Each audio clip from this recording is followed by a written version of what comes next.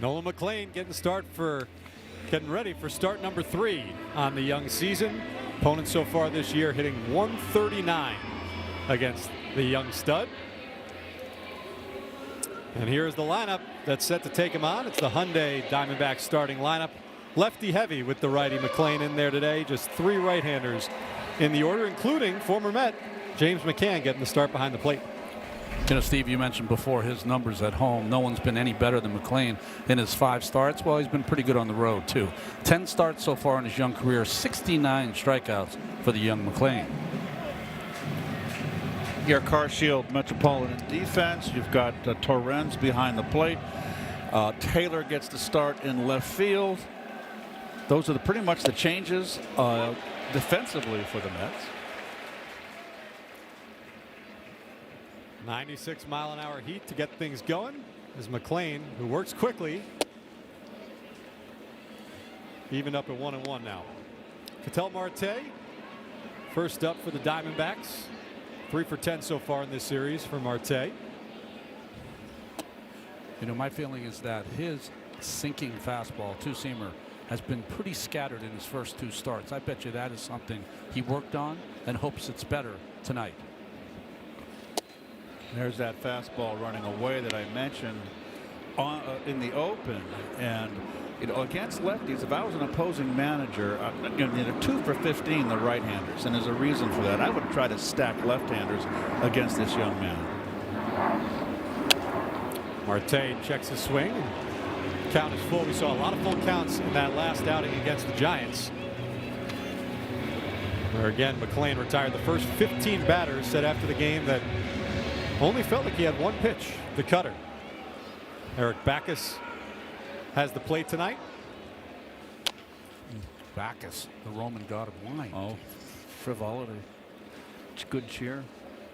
You know what's interesting? I think Ketel Marte has probably taken the mantle. I think Jose Ramirez was always considered the greatest player that no one talks about enough. I think there's enough talk about Ramirez, especially playing in the most games in Cleveland history, 1,620 the other day. I think Ketel Marte is that player now.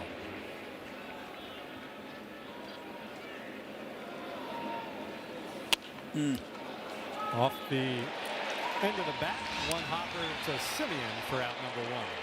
You know, Simeon so far this year, he hasn't really caught fire, but he is really impressive defensively, and I just love the way he plays second base. He is just workmanlike, solid. So that'll bring up Ildemaro Vargas, who has gotten off to a scorching hot start this season, and through the first 2 games of this series, 4 for 9 with a pair of runs scored. Swinging first pitch back to Simeon, handles it easily. And there's out number 2. And that's the game that McLean can play with left-handers. Throw that little sinker away and get that left-hander to roll it over. But he can't live out there. He has to throw inside to keep them honest. It's highlighted because that cutter was a big jump in that last start, right? From 6% to 20. Threw it more than he ever has in his young career. Said it was the only pitch that he felt like he had on that night. See, he falls behind the 3rd batter of the evening, Geraldo Perdomo, 1-0.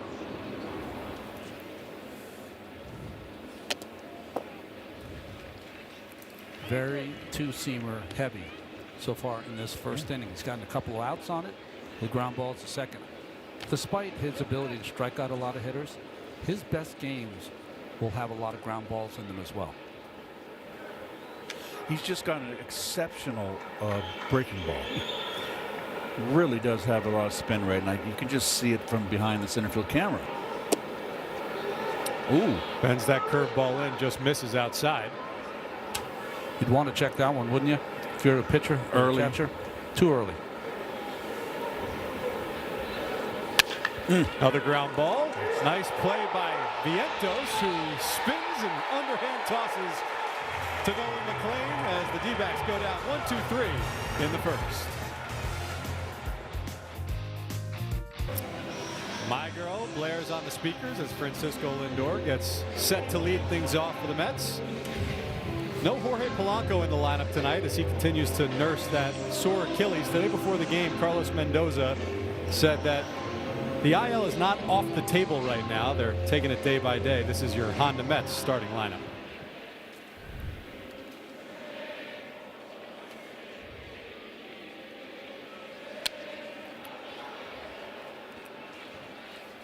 Eduardo Rodriguez, known as E-Rod, I told you 23 days ago he faced McClain. He said winning that WBC Classic was even more inspiring to him than winning the 2018 World Series title.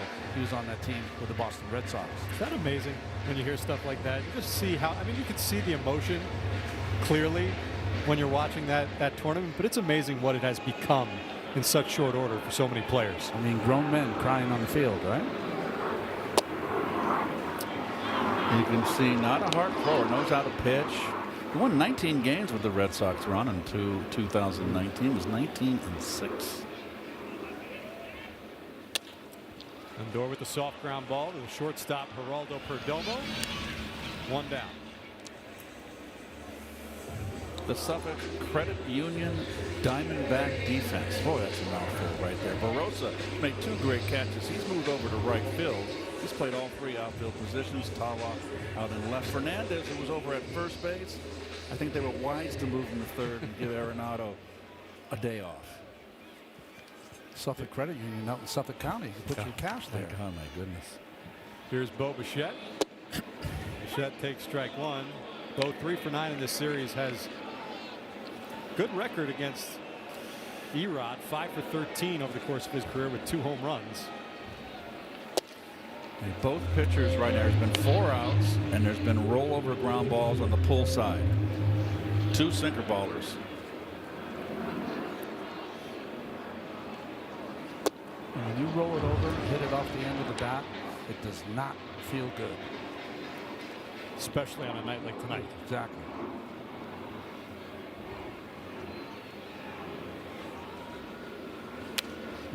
Off the hands.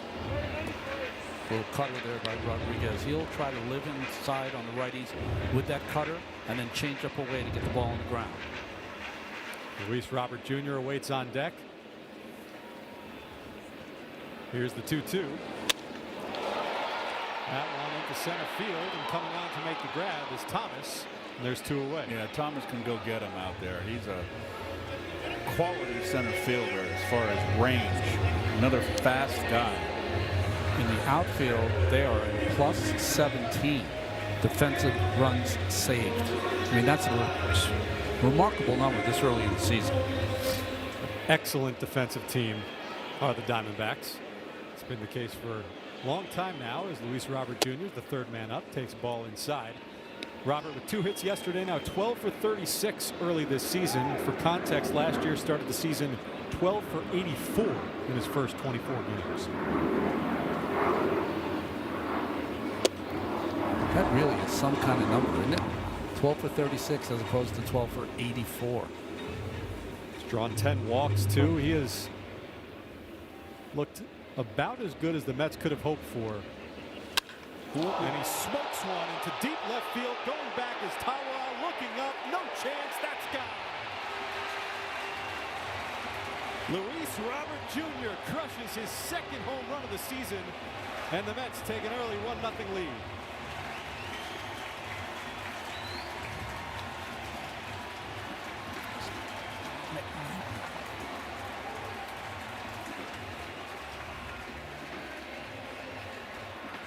Well, the ball has not been carrying here in this series in the cold. Here's the pitch. Oh, it's a cutter running. And stayed flat, and he just got the barrel out. And there's your display of the power that Robert has. Mark Vientos takes ball 1 inside. This is the first extra base hit given up by Eduardo Rodriguez this season. Very short stroke right here. No overswing. He knew he had it. Popped up into shallow left center. Underneath it is Thomas. He makes the grab, but the Mets strike first. Luis Robert Jr. powering the Mets early.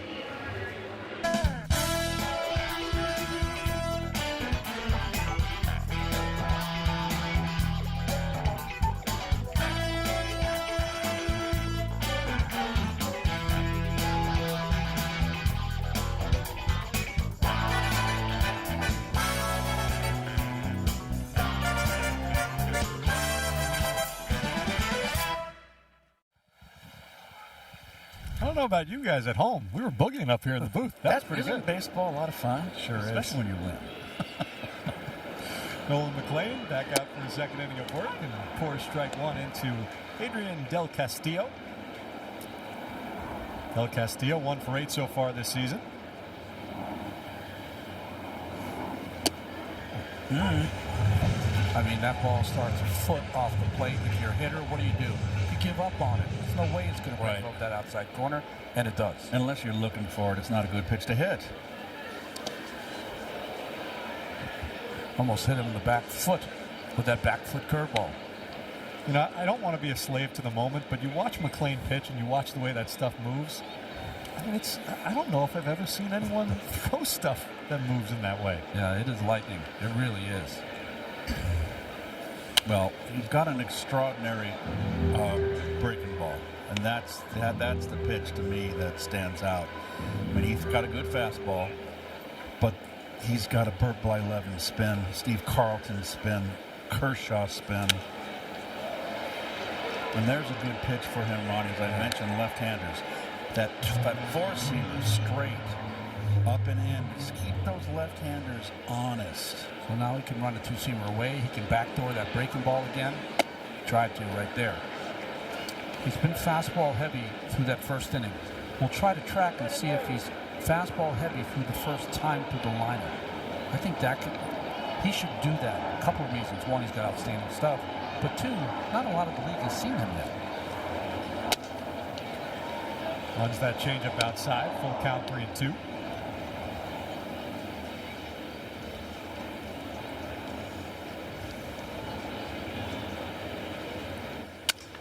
Right back up the middle. Playing perfectly is Lindor. 1 away. 4 ground ball outs, 4 batters for the Diamondbacks.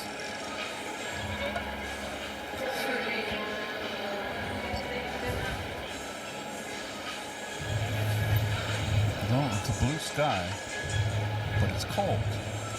You know, when there's no clouds, the earth can't hold the heat. It just goes up into the atmosphere. It's not an Allman Brothers blue sky. Is that scientific fact? When you have clouds, it keeps the heat. Take it to the bank. Dr. Hernandez. Jose Fernandez. Bacchus has a tight strike zone. There's going to be some pitchers challenged in this game tonight. Fernandez went 2 for 4 yesterday. This is another club, too, that chases out of the strike zone a lot with the movement on, particularly the left-hand hitters. Oh, the fastball movement from McLean. They get him to chase out of the strike zone. That one catches enough of the dish. 2-1. How about the second best ERA for 10 career starts? How about that? Terry Leach, 1.94. Oh, Terry Leach saved us. Was it 85 he came out? Someone was hurting. That's when he had the big year. Or was it 87? I think 87. Yeah. Submariner.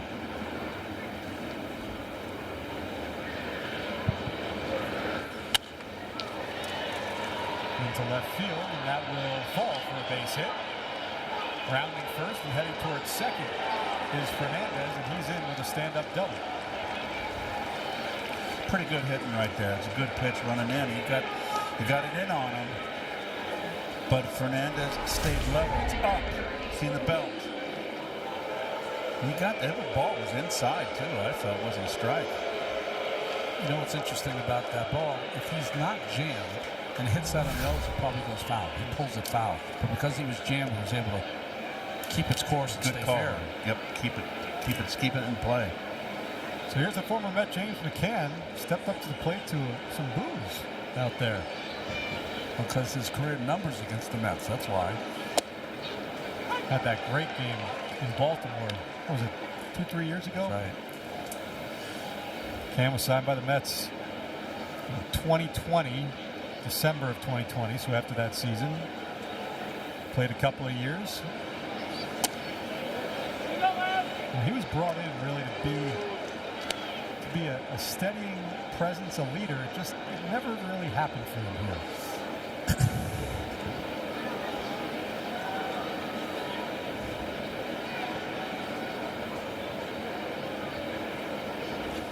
Ooh, that's a good one. Look at Laz Diaz. Glaz and Vientos dressed by the same people tonight. You know what? I get it.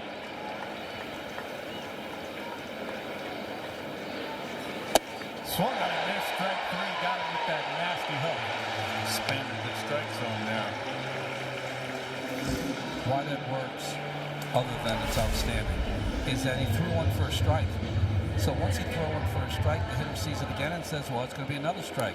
But then he tilted it out about a foot, and no chance for McCann. And you made a good point, too, Ron. It's his first time around the league for him. A lot of guys haven't seen him, and it's the first experience, and you're seeing an extraordinary breaking ball. 2 away for Alec Thomas, who takes strike 1. Alec Thomas, 0 for 2 with a walk in the first 2 games of this series. Didn't play yesterday.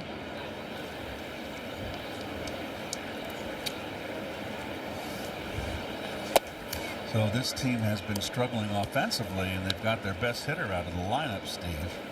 And that's Corbin Carroll. He's got a little tweak in his hip flexor, but he swung the bat really well in this the second game of the series. 3 hits yesterday, all for extra bases, 2 doubles, a triple. It was on that triple where he tweaked that hip flexor just a little bit. Yep.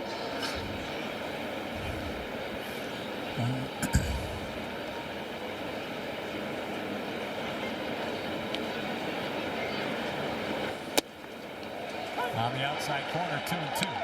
Alec Thomas was that hero of the 2023 series with the Diamondbacks beat the Philadelphia Phillies. He hit the home run off Craig Kimbrell that changed that entire series. McClain steps off. McClain's very poised, and he's very competitive.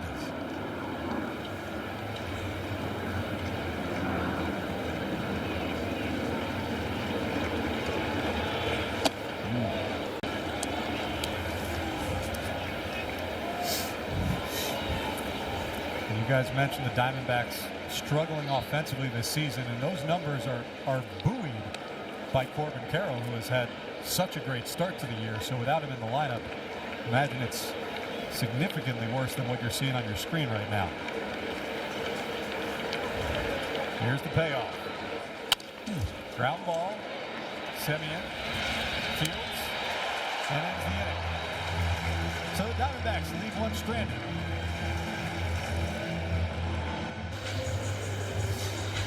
Marcus Semien leading off the home half of the second inning before the game. Awarded his Gold Glove for his stellar defense last season with the Rangers. Boy, they're pretty, aren't they? I think it's one of the prettiest trophies that baseball has. They improved on it from our day. They used to give us a spray-painted gold glove and not the metal, which I think is spectacular.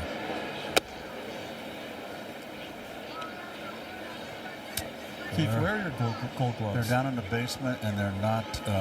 They need a lot of work. They got cobwebs all over them. Cobwebs. Well, you've moved a lot recently, so maybe, you know. I was part because they gave me one that says because I won the most for first base. So Rawlings gave me the one that for every position that leads, and I got a nice one with the metal, and that's displayed. The other ones are down in the basement. What you probably don't know is that the 2 balls on each side of the glove. Tries to hold up, does not. As Semien goes down swinging, 1 away. On each side of the glove are not attached to those forks. So at any point, I'll see one of the balls are missing, and I have to get my kids. Where's the ball? Where's the ball? It's gone somewhere. Keep the dog away from them, too. That's beautiful. Very nice. Keith, I know you said that big one is displayed, but do you have one that has sentimental meaning because My brother has it. It's the 79, the MVP year. MVP year. The first one's always good, too. Of course, that was 78. Gosh, I'm old. You said it, not me. Here's Francisco Alvarez. First time DHing this season. Has a hit and a walk in each of the first 2 games this year.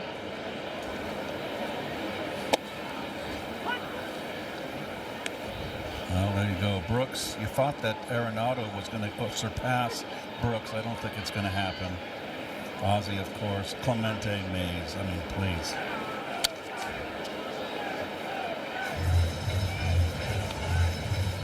And who has the most as the pitcher? Is it Kitty, Jim Cott, or is it Maddox? Cott has 16, was tied with Brooks for many years until Greg Maddox broke their record. Okay. 18, that's right. Maddox had 18. I won the last before Maddox started his run.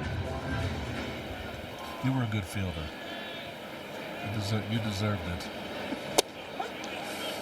Taking strike 3. And Francisco Alvarez goes down looking, 2 away. Except in, was it 85 or 87 when he went down and picked up that swinging bunt off the bat of Vince Coleman? Well, I had a no-no going, so I was trying to attack. Our best pitcher down the stretch, I'll never forget it. It was a bad play. Oh. You can hear Casey. There goes the pennant. Here's Brett Beatty with 2 away. Takes ball 1. Carlos Mendoza in the World Baseball Classic had Eduardo Rodriguez, so he knows him very well, and he says he's one of those pitchers that's very fluid. Whatever's working, he'll kind of emphasize that all game. Loves his changeup, loves his sinking fastball. Those are his 2 most important pitches. Right-handed, but he broke his arm as a kid and started throwing left-handed, and now a left-handed pitcher. How about that?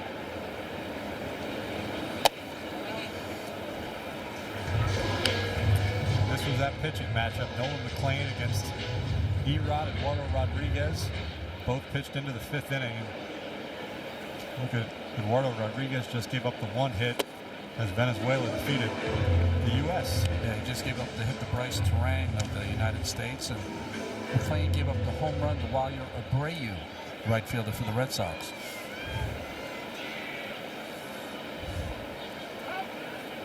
Beatty calls time. Brett Beatty 3 for 7 in this series. Had 2 hits yesterday and a double.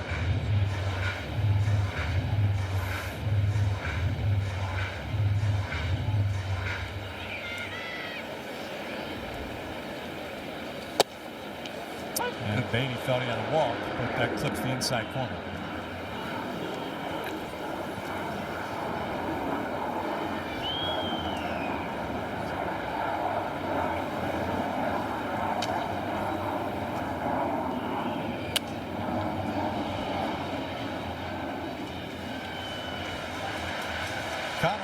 Joe DeMeo break down the Juan Soto injury and the bullpen's red-hot start on the latest episode of the Mets Pod. Subscribe and listen wherever you get your podcasts.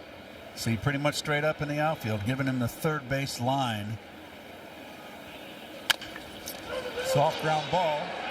Vargas has to try and get to the bag, but Beatty beats him as Eduardo Rodriguez doesn't get over, and the Mets have a runaround with 2 outs. I don't know if he hurt himself or slipped or whatever, but he gave up on that play pretty quickly.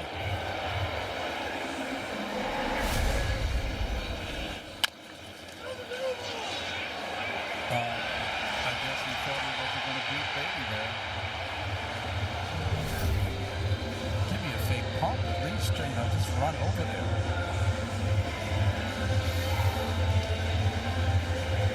Well, that brings up Terrence, who's just been spectacular so far. Really love this man's game. Line drive hitter, uses both gaps. He's gotten some big hits. Bunts it down the left field line. Foul.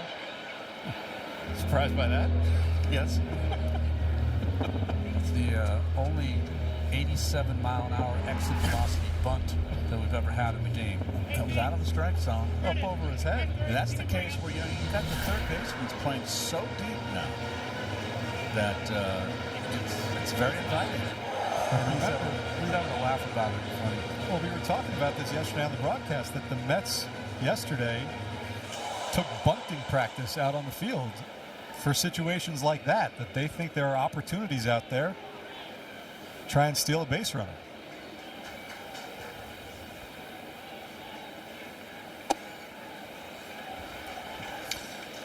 Terrence uses, like I said, both gaps. Doesn't try to hit the ball at the ballpark.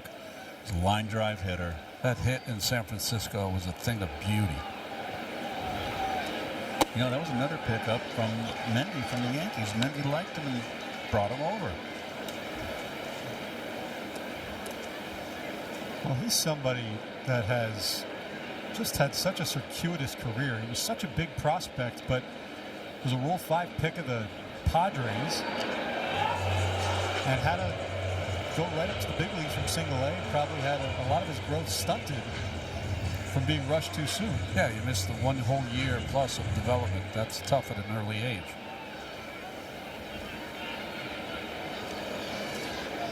There goes Beatty. The throw, not in time. As Brett Beatty has his first stolen base of the season. Yeah, called safe there, but the tag by Marte did catch Beatty on the heels. I don't know if they'll check it, but it's a nice play by Marte to get the play out. I think he got in there. He's going to touch. Yeah, he's safe. Yeah, by that point. Yep. That is part of the second steal of the season for Brett Beatty. And the Mets have a runner in scoring position with 2 outs. Luis Torrens, you mentioned, has had some big hits. He was actually sneaky good with runners in scoring position a season ago. Big swing, and it's 3-2. You saw the catcher set up inside with that high target. Wanted it up and in, and he put it there.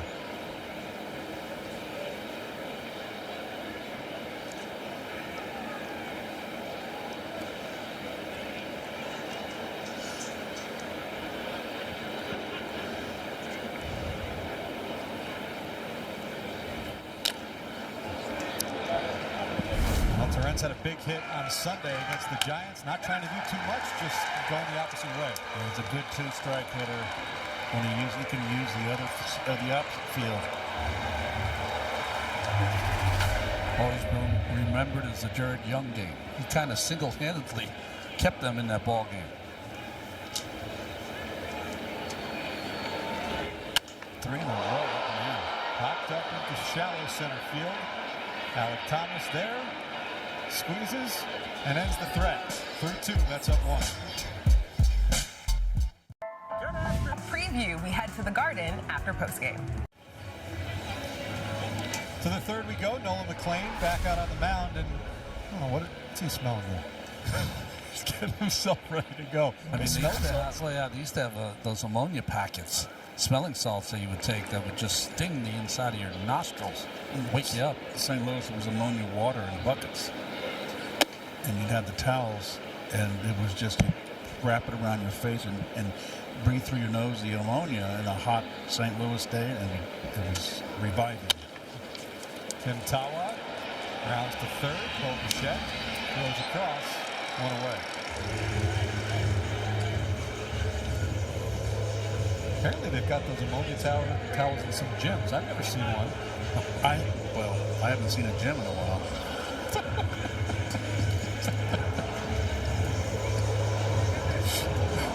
I think it would be great. So that'll bring up the 9th batter of the day for the Diamondbacks. Jorge Barroso takes ball 1.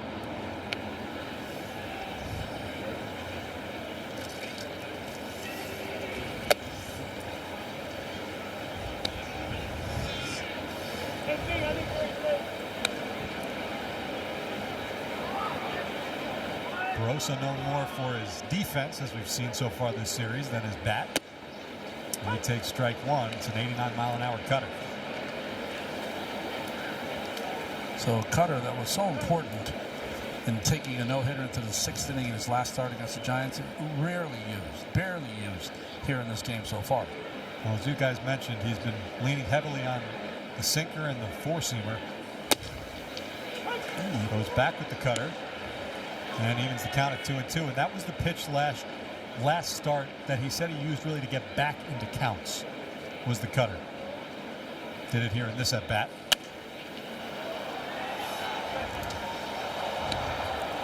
So now he's got him set up. Most of the pitches have been on the outside part of the plate. He can now throw that hard backdoor slider to get him looking. I like that four-seam pitch up and into lefties. Shot foul. Just seems to me like the Diamondback hitters just cannot cover that outside corner. I mean, if you can't, crowd it a little more up, get up at the plate and get a little closer. That's strike 3. Caught the inside corner, and Nolan McLean's got a second strike. Come strike, the batter's challenging.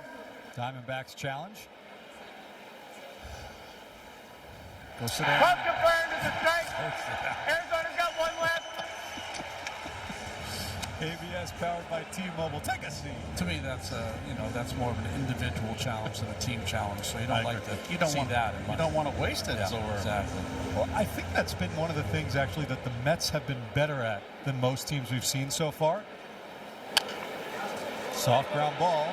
McLean gets off the mound, but Vientos takes it himself. The Diamondbacks go down 1-2-3 in the top half of the third. Bottom 3, Mets on top 1-0 after a Luis Robert solo shot in the first inning. Tyrone Taylor, the 9th batter of the night for the Mets tonight, steps up for the first time and takes strike 1.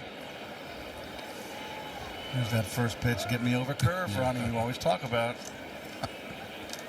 Taylor in against the lefty after going deep against the lefty in San Francisco, and he grounds one to the left side. Jose Fernandez with the strong throw for the first out.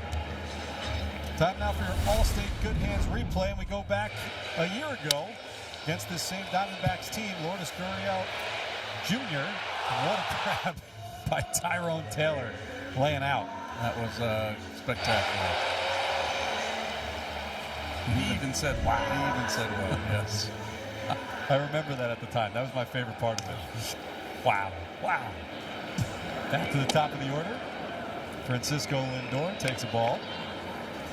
Lindor 0 for 1, grounded out in the first.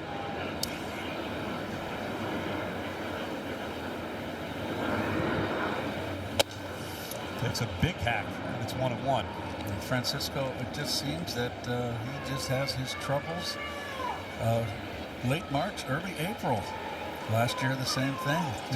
Took him a while to catch fire. We talked to Carlos Mendoza about this today, and he said, some guys take a walk here or there. It'll get you back into or out of your slump. But he says Francisco is one of those guys, he really feels that the only way to get out of a slump is to swing back. So he's just the opposite of being patient. He's more aggressive when he's slumping. Went 0 for 5 yesterday. Already the 4th time this season that Lindor had an 0 for 5. He didn't have his 4th 0 for 5 until late June last year. I can add something to that, Ron. What I found it got me out of a slump a lot. Not very often. Pitcher would have to throw me a breaking ball, and I'll continue after the pitch. Popped up. The shallow right field coming in is Barossa. He calls off Marte and just gets it in the heel of the glove. The wind doing a little damage there. Off the heel of the glove. That's why you always want to use 2 hands. Anyway, to add to that story is I would never took a pitch. I always took a pitch like I was going to hit it. So I'd stride, and I would really watch the ball. So when I got a curve ball, a curve breaking down, and there you go. Is that going to drop? Yeah. Bichette with the single. Keep going, Keith. I would sit there and I'd see it break, and I'd go, oh, I've been striding too quick. I got time I can wait. All because I took my stride like I was going to attack it, and I wasn't going to hit it, so I can really observe. So there's the contact off the end of the bat. And a lot of times that got me out of the slump. So you premeditatively, you said to yourself, I'm not swinging, but I'm going to look at it, just concentrate on spin and whatever, what if it was a fastball, whatever. Oh. It didn't happen very often. It had to be a curveball.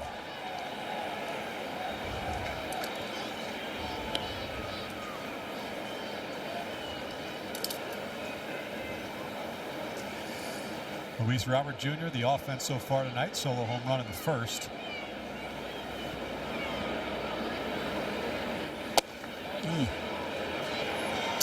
Oh, they're going to challenge?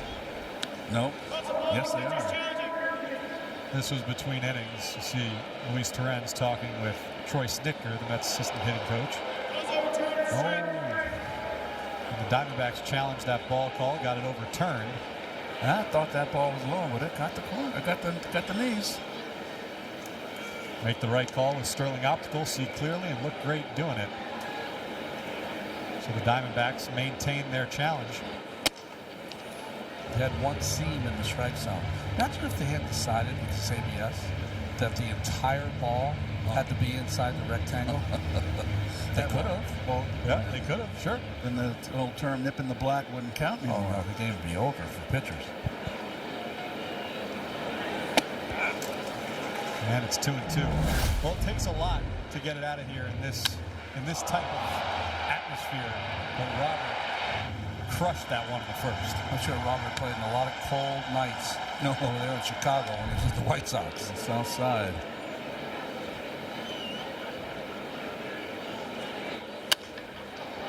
Spoils that pitch. Now that home run was the Mets' 5th home run in 107 at-bats now against lefties this season. They have 5 in 328 at-bats against righties.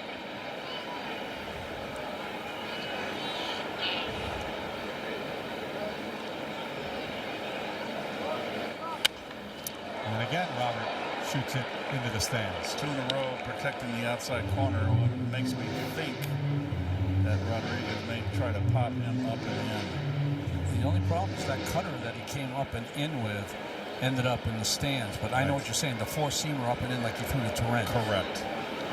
Catcher set up away. Change up. Good take by Robert as we see yet again another good at bat from Luis Robert Jr. Whatever they're preaching on the hitting side for the Mets has really resonated with Robert. I mean, it's obvious.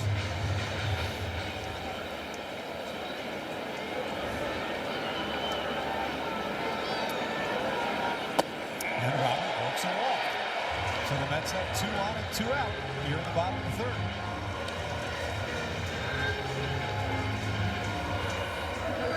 It's a classic example of just, hey, if he's not going to give in to me because I hit a home run off in my first at-bat, keep the line moving.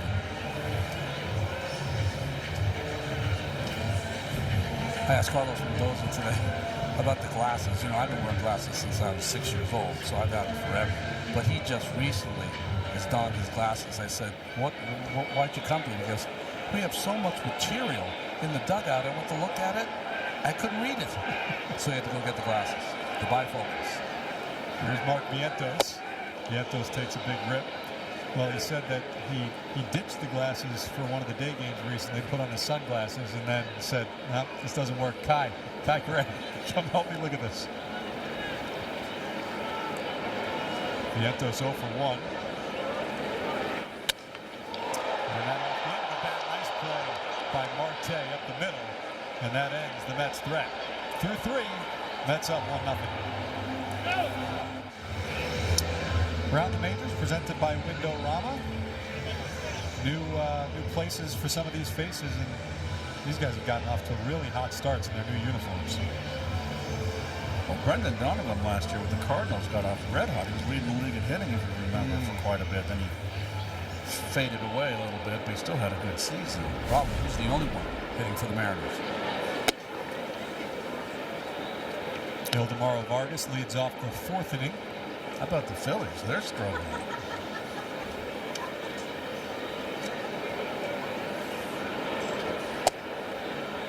Arizona leaves here tonight, and they bus over to Philly, where they play this weekend. It's the first Arizona hitter, second time through the order. Let's see if they make him throw strikes with that sinker. Vargas right there did not run it, chase after those 2 fastballs that ran away. Got itself in a hitter's count, 2-0. Now it's 3-0. And McLean comes in with the 4-seamer, but walks Vargas on 4 straight pitches. The road ahead, your radio home for the Mets, is 8:80 a.m. and streaming on the free Odyssey app. So tomorrow through Sunday, Jeff McNeil and the Athletics, not the Sacramento Athletics, right? They come into town, and then it's back out to the West Coast just a week after returning. The Dodgers, Monday through Wednesday, and then a 3-game set at Wrigley. Whoa. There's a helicopter there. Whirlybird. 5 straight balls for McLean to start this 4th inning.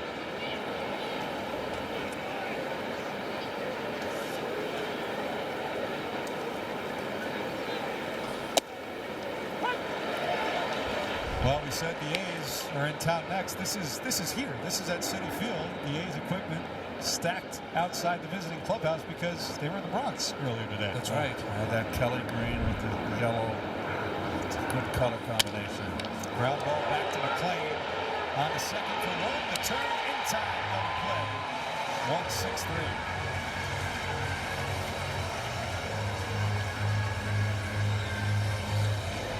I think this is one of those plays that if you ask Nolan, he wanted to be less nonchalant than he was here. You really want to step and fire a strike chest high to your shortstop, making an easy play. I mean, it was an easy play anyway, and I know he was trying to take his time, but you still want to put something on it and keep it about chest high. So 2 away for Adrian Del Castillo. He takes strike 1. And he's such a great athlete. He knows, like, thanks for picking me up, bro.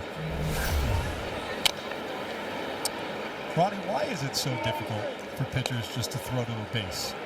Well, it's not going to be difficult for him because he's such an athlete. I just think a lot of these pitchers are on their travel ball teams. They are PO. You know what that is? Pitcher only. So they don't. There was a time that anyone who pitched in the major leagues always played a position until you got to the major leagues. Third strikeout of the night for McClain. Ends the fourth.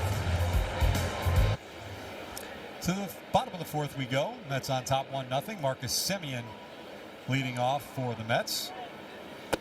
Semien 0 for 1, struck out swinging in the second inning. It'll be Semien, Alvarez, and Beatty here in the home half of the fourth. And that's a base hit for Marcus Semien. And the Mets have a leadoff base runner. He's got a quick bat up and in when he's swinging. Took the way he can swing. Took the words right out of my mouth, Ronnie. He's got the fastest bat on this ball club. The most compact swing. Right to the belt. Right to the ball. Quickest of anybody in this line.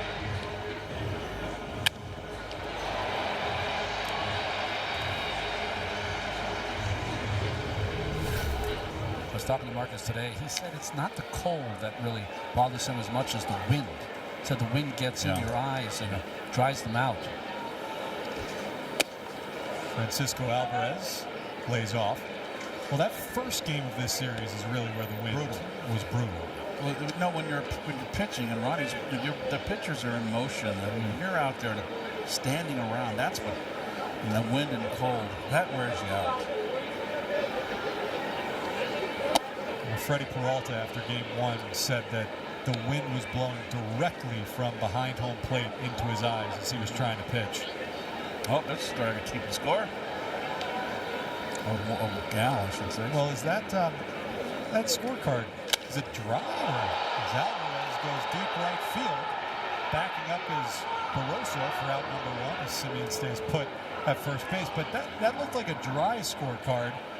You know, we had a little incident before the game today. I don't think you were in here yet, Ronnie, but Keith, would you like to tell? I spilled water on my scorecard. About 15 minutes before first pitch. I mean, this happens. It warps your car. But using the heaters to dry it. And it worked. I dried my scorecard. It took 15 minutes, me bending over my back. Very uncomfortable, but I got it done. Beatty squares the bunt, runs it straight back. You know, there's not many things that I have seen really throw Keith for a loop in my 13 years now of knowing you. When you knocked down that water, that was tough. Hey, you panic. Don't ever even spill water on Gary's side of the table, on his stuff. Have you ever done that? Tried once. Once.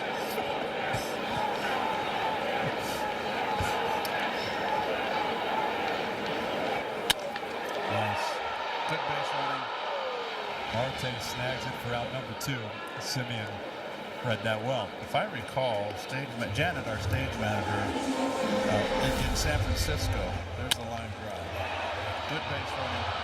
Semien knows how to play. She spilled coffee or water on Gary's computer, and it was, Gary about had a cow. About? You know, they cleaned it up. She did. So the computer still worked. It did. Gary was worried that it was going to fritz. Wonder what jobs Jalen has had since. I've left my iPad in the booth, and she FedExed me the next day. Is that right? Yeah. There's only about 15 people in She baseball. must hate us coming to town.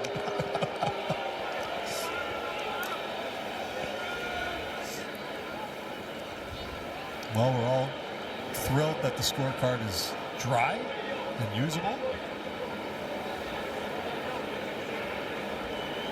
Luis Torrens into left field. Backing up is Tawa a couple steps in front of the warning track. And that retires the side. Clean scorecard, clean it for the Diamondbacks. That's, I'm not a big sausage and peppers guy, I told you this, but on a night like tonight, for whatever reason, because of the steam, that looks great. Yeah, right. Anything hot is the way to go. I got my cup of tea.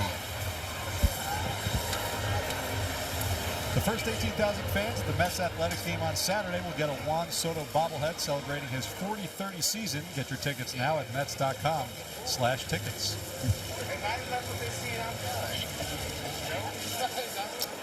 Oh, there it is. Oh, that's Russ. Wow.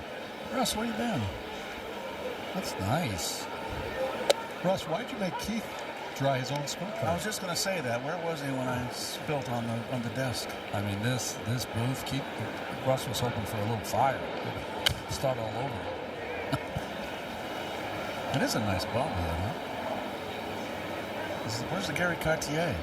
Mr. Cartier. Very nice. Nolan McClain ahead of Jose Fernandez. 0-2, leading off the fifth. Misses with the fastball. So speaking to how different this game has been for McClain, coming into this inning, he threw 55 pitches, 27 of them, almost half, over half, have been the two-seamer. So he has this ability to kind of recognize what is working and just leans on it. Well, he's got 6 pitches, and so he can really pitch any type of game. But there is going to be a game that will probably happen soon where he's going to have them all working, and we're going to say those words that you always say. He's got no hit stuff tonight. Ground ball back to McClain under his glove. Simeon there to back up. 1 away. Well, it was interesting after that start in San Francisco when he said, I only had the cutter working, and then we talked to Marcus Simeon, who said, yeah, if he's got 2 pitches going, it's pretty tough. So 6 pitches, forget about it. That's a good point. It reminds me of the time when Doc, after his 85 year in the Cy Young, and he came back the next year and he never even got the top of the cutter. And Whitey Herzog pulled me aside and said, he was pretty good with just the 2 pitches. Here's James McCann, who's a strikeout victim back in the second. In that game we were talking about with McCann earlier, it was 2 years ago in Baltimore. He had the 5 RBI game, a 10-3 win.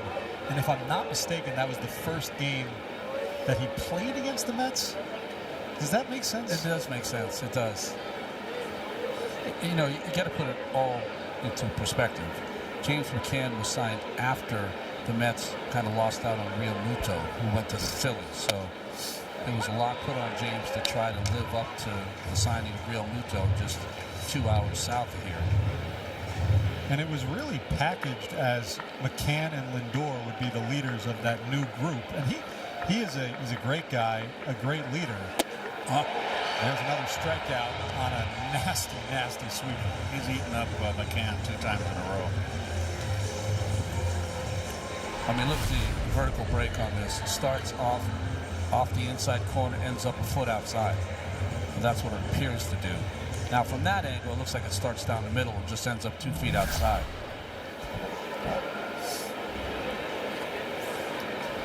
So 2 down, big hack on the sinker from Alec Thomas.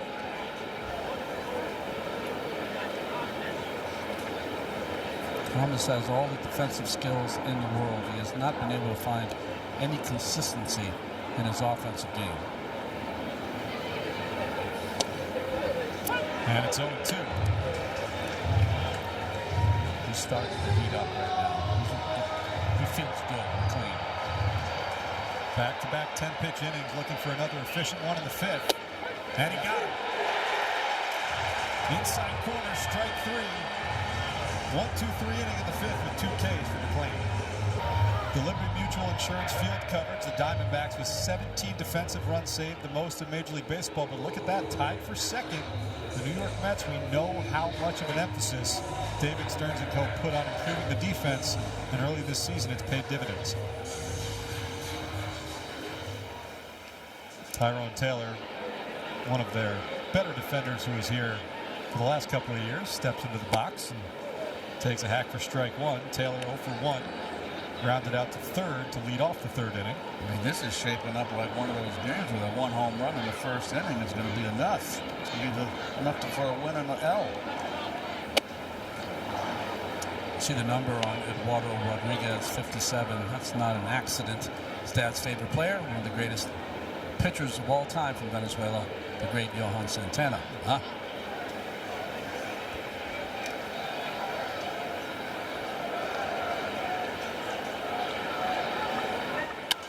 Well, speaking of numbers, Tyrone Taylor no longer wearing 15, wearing the number 28 after the Mets announced that Carlos Beltran would have his number retired later this season.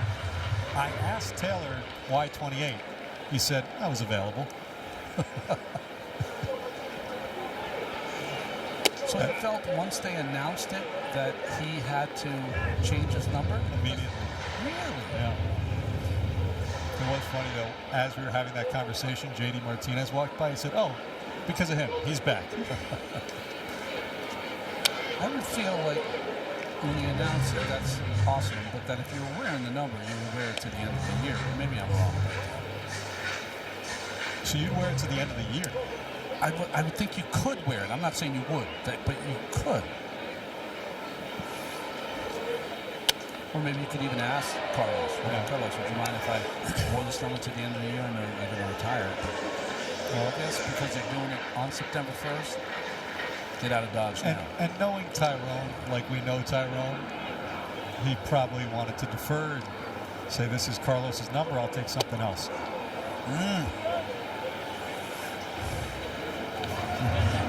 Laz Diaz could see that. Check swing.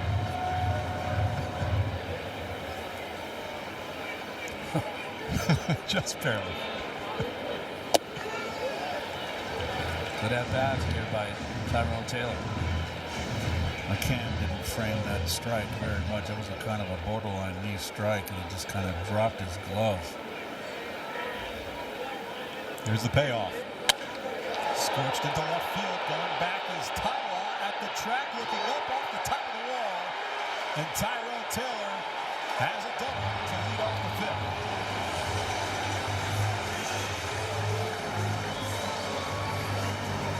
There's another right-hander that is torched. No, it's a fastball here. And it just kind of sunk back out of the inner half. Whenever I think of Tyrone Taylor's best at-bats, I always think of the great at-bat against Schwellenberger in Atlanta. Now, that was a much bigger occasion. But that was a similar at-bat. Just stayed in, fought hard, got the 3-2, and found a pitch. And bounced it off the wall. RBI opportunity now for Francisco Lindor. Still has not had an RBI this season. The 12-game drought, the longest drought to start a season in Lindor's career. Corners in, sort of in. They have to respect because you got a Lindor who's struggling. And that kind of leaves the holes open for Francisco. There's no outs, and Lindor, this is not part of his game. But the way Rodriguez got over to first, you could bunt the ball to the first baseman and beat him to first base. Get the runner over and get a base hit.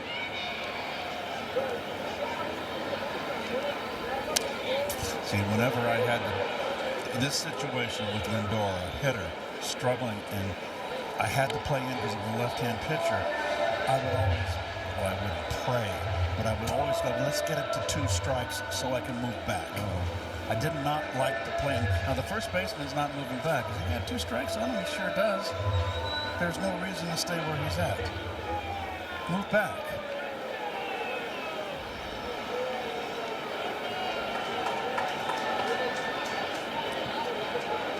Rodriguez has thrown Lindor 3 straight changeups. We'll see where he goes here. Tries the changeup again. That misses outside, 2-2. So if you're Lindor, you've seen 4 straight changeups here. What are you thinking against Rodriguez? Well, I mean, you don't want to get into a guessing game, but you got to say his strength is on the outside part of the plate. So sinker or changeup away. Ground ball, that'll advance the runner. Taylor into third as Lindor with the productive out, 1 away. Bo Bichette coming to the plate. You know he's great with runners in scoring position, but look at how he changes his stance. 1 strike versus 2 strikes. Well, you got the big leg kick. He's more widespread with 2 strikes.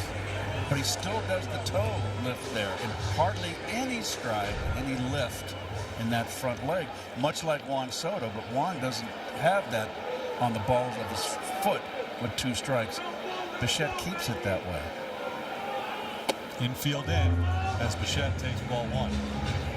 Bichette wants to do damage early in the count, and with 2 strikes, he goes into base hit mode. Bichette 1 for 2, had a single in the third. It's 2-0.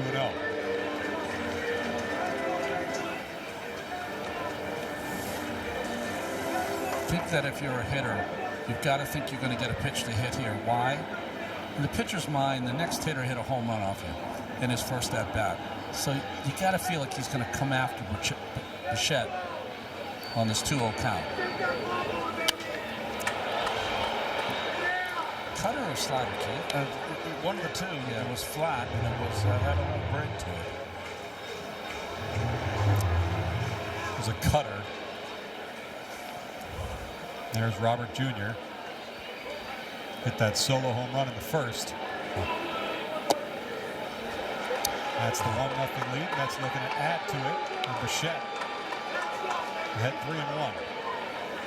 Let's see, if he wanted to go up and in there and he missed, he's going to the rosin. He saw him from his finger like he lost his grip.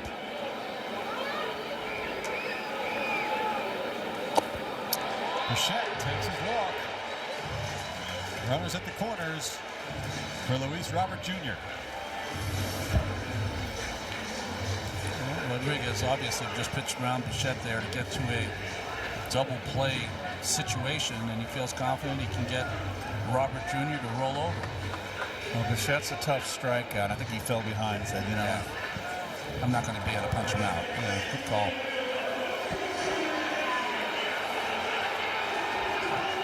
and it's Brian Kaplan, the pitching coach.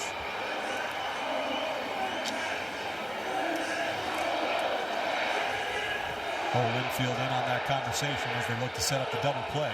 Play the middle infielders double play depth. Luis Robert Jr. on base twice so far tonight. Hit that home run in the first. Worked a walk in the third. And now up with a chance of driving another here in the fifth. So double play depth up the middle, Keith.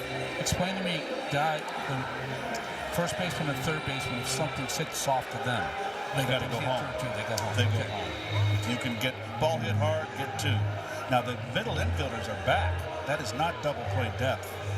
That is a bit surprising.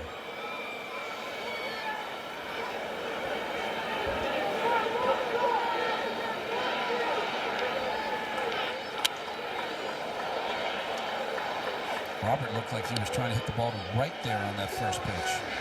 That's one of the reasons why he has come out red hot early on. Taylor on third. Bichette on first. 1 out, 1-0 Mets.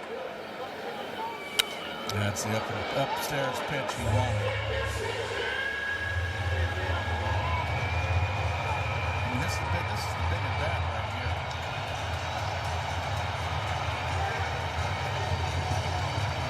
Rodriguez ahead 0-2 on Robert.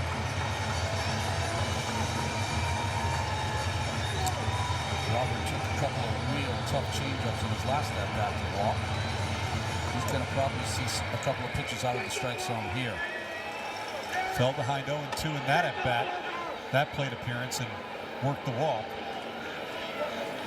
Behind 0-2 again right now. Oh, yes. That one catches the knees, but Robert will challenge. I think it's a strike. Yeah, that ball's right down the middle. It surprised him. That's why. I've seen a lot of Mets running lately, taking fastball. That's down the pipe with 2 strikes.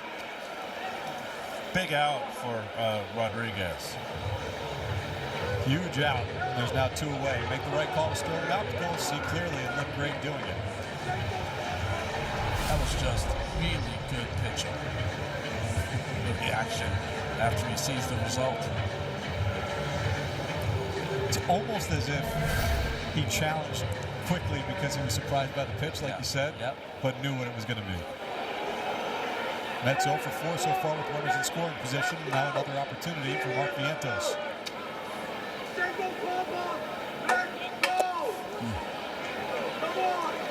Vientos 0 for 2 at a sharp line drive out to second base in the 3rd.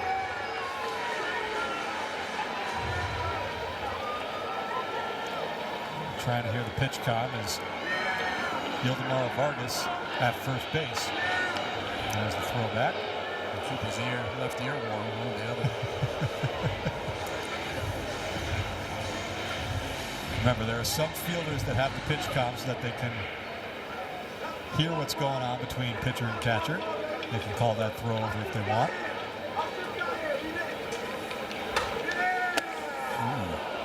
1-1 as Vientos swings through the high fastball. That high fastball has been effective the last 2 hitters. And he's not overpowering. No, He's not overpowering. You don't have to throw through a brick wall to get people out. Vientos takes time. Mark 5 for 13 with runners in scoring position this season.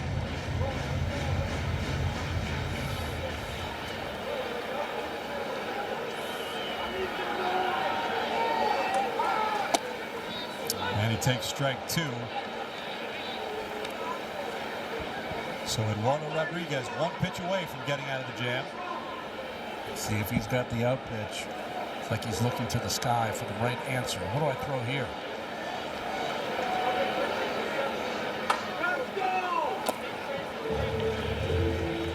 Trying to throw that backdoor cutter to get him to strike out looking. Tyrone Throw all Taylor. those hard pitches. I think, sorry, Steve, I think the changeup is going to make an appearance right here. Tyrone Taylor led off this 5th inning with a double. He's at third base right now with 2 outs. Too much up in the air. Okay. Had him 0-2.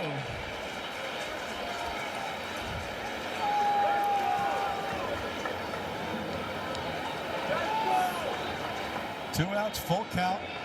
Bichette will be in motion at first.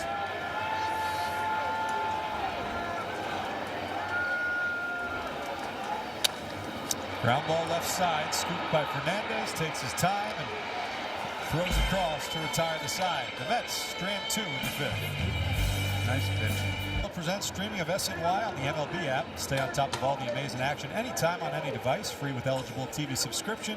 Scan the code to download the MLB app today. Nolan McLean back out for a 6th inning of work. His last start against San Francisco, retired the first 15 batters. Just 2 base runners allowed through 5 innings tonight. Now in that 6th inning against San Francisco, ran into some trouble, walked the first 2 batters. But it felt like that off the end of the bat drops in front of Robert. So a third base runner of the night. What I was going to say is it felt like in that San Francisco game, despite the fact that it was 15 up, 15 down, he was really fighting it. Tonight it feels like he's really gotten into a rhythm over the last few innings. And I think it's all about starting with that fastball. He wanted to establish that. Once he's hit kind of the slot, the arm slot that he's wanted, and he's been a strike thrower ever since with every pitch. Maybe too good of a strike thrower, giving up the base hit on the 0-2. Bo Bichette in playing against the bunt. There goes Tawa. The bunt. Oh, yeah. He had it stolen. Now, these are the little things, because Nolan is a great athlete, and he's got a sense of this game. But he is a novice. He hasn't been around long enough. This is where you have to understand the game it's a 1-0 game. So not only are you taking care of the hitter, but you got to know what's going around you.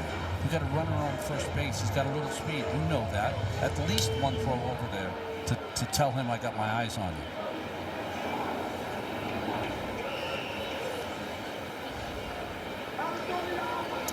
There's the bunt. Taken back. 1-1.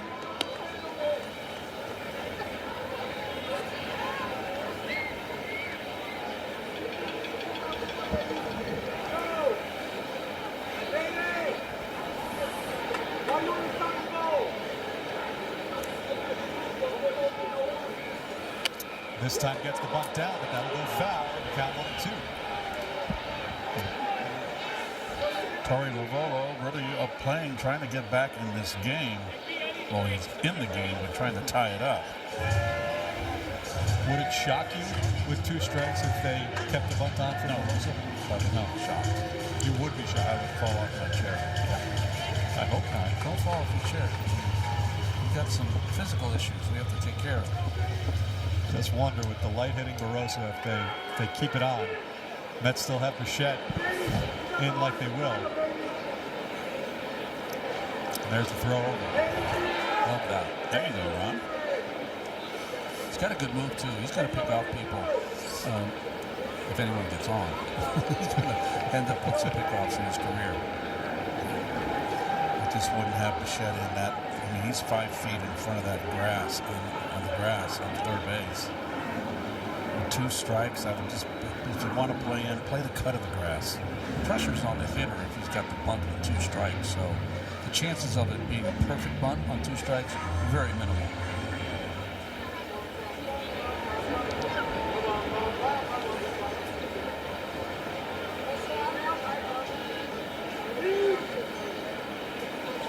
And a second throw.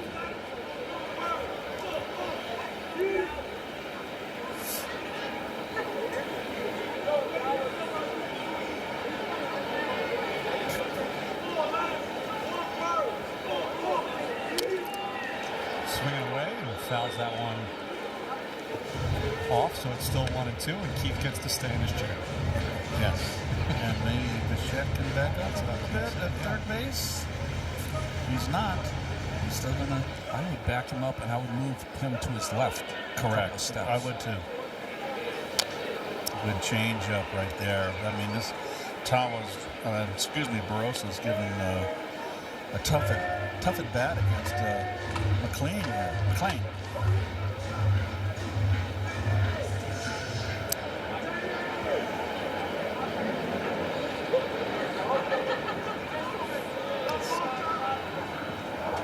The 1-2 again. Lofted into center field. Plenty of room for Robert. Reels it in for out number 1, and Tawa stays put at first. You're watching McLean now. As you watch him, it's just becoming a strike thrower. Everything's going over the plate. And you know, we get stats, so many stats up here. And one was about arm slot. You see the high-speed hitting so far in the game. Brought to you by Spectrum. Marte with that ground out, that bullet to second base. But this is for the season. This was against Atlanta that Marte had the hardest hit ball of the season, and he is now up. Isn't it interesting, though, that the 4 hardest hit balls, one was a ground out and the other 3 were singles? Well, we're saying one of the stats we got was that his arm angle, arm slot, is at 33 degrees now. It was 27 last year. You know, Gary asked McLean about that arm slot, and did he change it? He said, no, I have no idea why it's different than last year.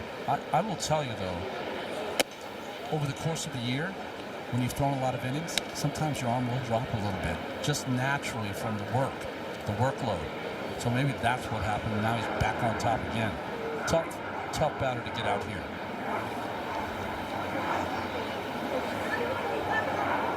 Tawa staying put at first, and Marte takes that ball. It's 2-1. I think the other thing about McLean, it's not surprising that he said, no, I didn't change anything. He's so athletic that he just kind of goes out there and doesn't think about that stuff as much. Ground ball foul. Now, I tried to ask him about why he thinks he spins the ball as well as he does. I don't know. I don't know. I've always been able to spin the ball. I bet you if they had one of those hand things where you squeeze it to see how strong your hands are, I bet you you'd be one of the best on the team. That's why you can spin it. I'm sure being a quarterback helped as well. I bet you can spin that football. Tala at first, 2-2. Does it remind you at all of Taiwan Walker's move? It does, yeah. A big guy with quick feet. Yeah. Absolutely. It's a little harder for him because he's on the third base side of the rubber, so that's just an extra couple of inches. But he's got to throw the ball to first. Boy, Marte, you can just see his body language. He's just not feeling good up there. And it's like, gosh, I've had a pitch to hit. He's mad at himself. You know, when you're going bad and the pitcher makes a bad pitch and you miss it, you just allow that pitcher to make a son of a gun on you the next time.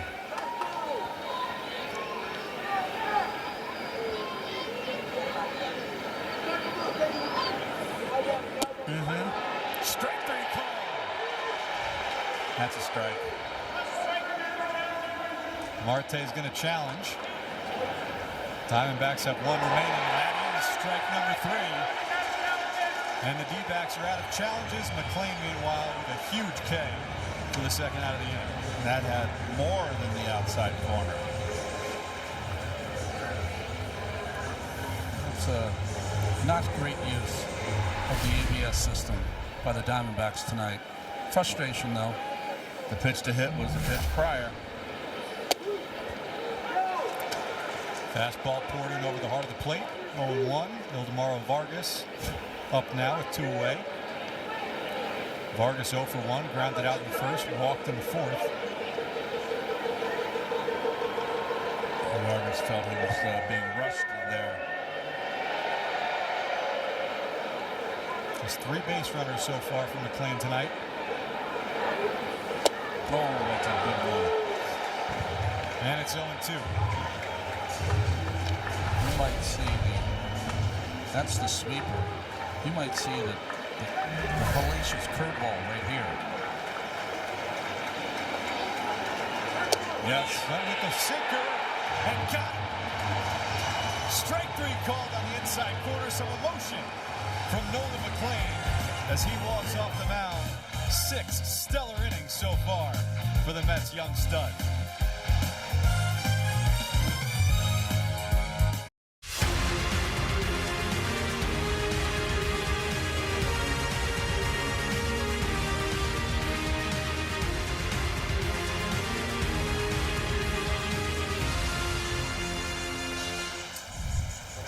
It's been a good one here on a cold night in Queens. A pitcher's duel between Nolan McClain and Eduardo Rodriguez. Luis Robert Jr.'s solo home run in the first inning. The only damage so far as we head to the bottom of the 6th inning.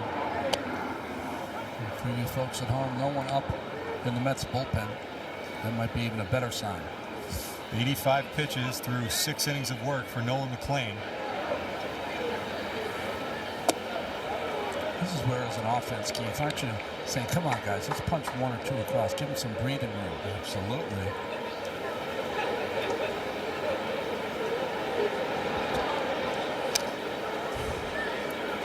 It'll be Simeon, Alvarez, and Beatty here in the home half of the 6th inning. Simeon 1 for 2, struck out in the 2nd and singled in the 4th. So Simeon taking his time to get back in. The umpire bringing out the ball. Rodriguez as they give him a can, a blow after catching a curveball in the dirt. 1 outing so far for Nolan McClain. 7 strikeouts, just 1 walk, couple of hits. Seem to be getting better as the game has moved on. Same goes for Eduardo Rodriguez, though. His lone blemish was that home run to Luis Robert Jr. in the first. This was a fine pitcher's duel right here tonight. This is really the beauty of baseball, is that you can have a young up-and-comer who's got the world in front of him. and he's having his kind of game. And then you have this other guy that has maybe half the fastball, but still, by guile and intelligence and guts, he's getting the job done. Into right field. Perez is there. One away.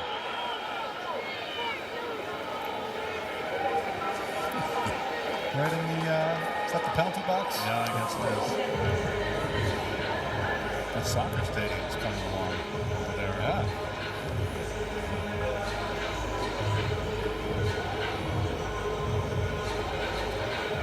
So one away now for Francisco Alvarez.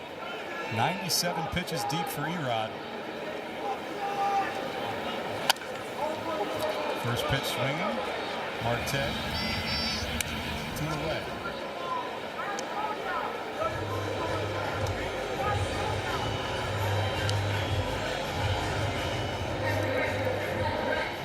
Rodriguez at 98 pitches. He's already gone 7 innings once this year.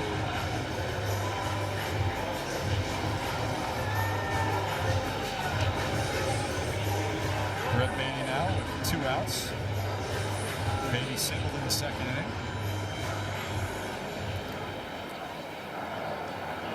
See how much deeper Rodriguez is allowed to go. Some action up in the Diamondbacks pen now with Erod 99 pitches deep. Taylor Clark, the righty.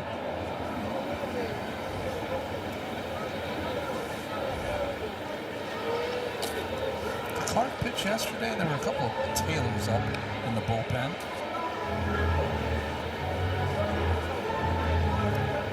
Taylor Clark did pitch last night. Finished the game. Pitched a scoreless 9th inning. Ooh, good pitch. Flips the outside corner, 1-2. Because he pitched last night, I think they have him up in case Rodriguez gets in a little bit of trouble. He'll come and try to just get 1 out. Threw 16 pitches last night to Clark. Soft ground ball, right side.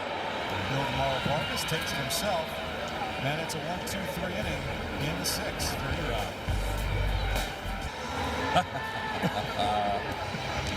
Yes. All right, Let's go. come on, behave yourself. Let's, oh my goodness. I don't know who's more fired up, McLean after that strikeout to end the 6th, or that kid. And here's Nolan McLean back out for the 7th. Third time. Yes, third time through the order. Also 3rd time in his career that he has gone more than 6 innings. Last season, Hitter's starting to step out because McLean's in his rhythm and he wants to work. He wants to work fast. McLean, speaking about being in his rhythm, he's got 7 strikeouts tonight, but he struck out 5 of the last 8 Diamondbacks batters. Perdomo takes strike 1.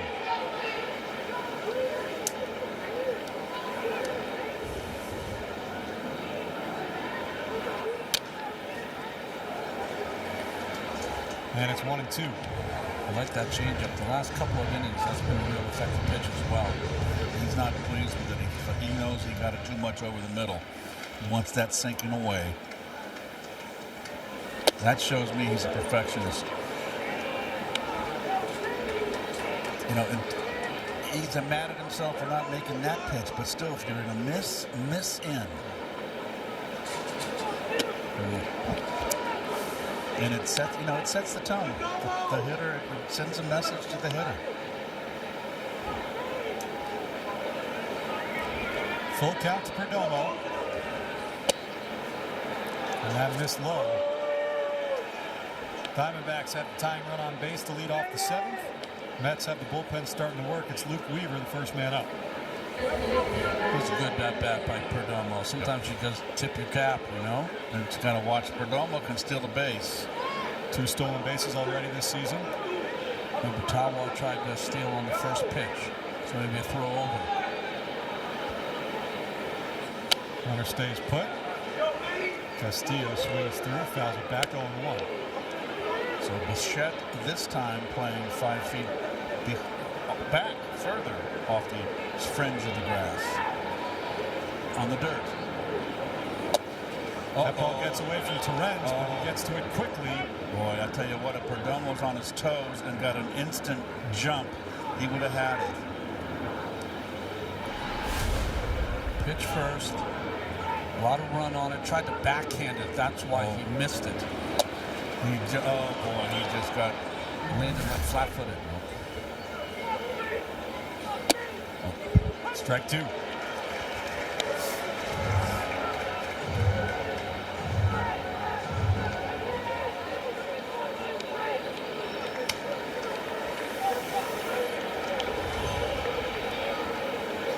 Struck him out. Strikeout number 8 for Nolan McLean. And there's one away in the 7th. He got some down break on that one, Ronnie. The sweeper or the curveball, Keith? I think it's more of a curve and took something off.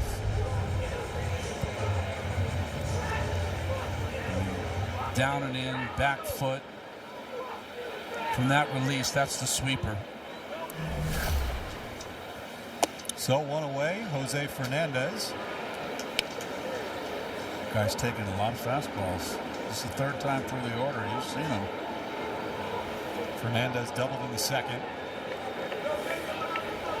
Perdomo staying put at first base, and it's 2-0. You're right, Keith. It's almost like the game plan for them. This kid spins it great. You're going to see a lot of breaking balls, and they have not gotten to the fastball. And you know what? When the guy's in a groove, boy, you just don't want him to get ahead on with a fastball. Nasty sinker. Off the plate, chased. Good pitch.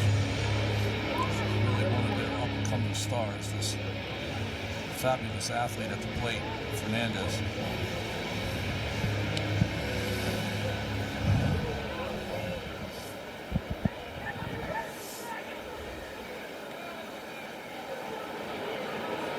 And there goes the runner, but Fernandez spoils the pitch. He had that base stolen clean. Yes, he did. Both. If had 2 attempts, they both would have been successful. And both the pitches were fouled off.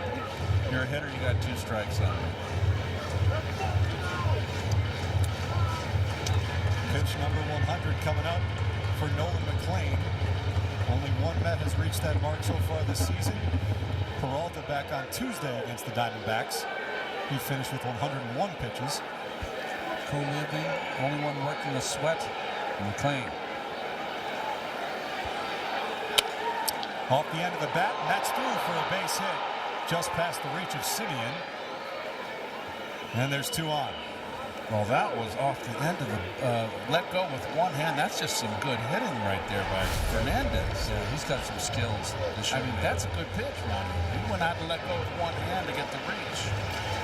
And that's going to do it for Nolan McLean.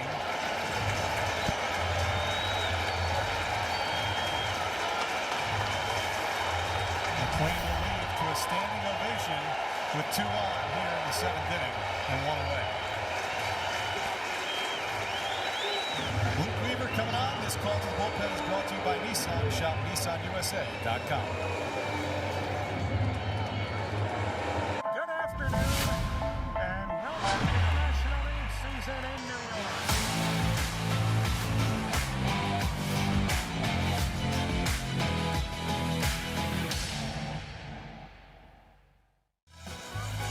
New York Mets baseball on SNY is brought to you by Prevagen. By your local Honda dealers. Contact your local Honda dealer today. And by Citizens. Make sense of your money with Citizens.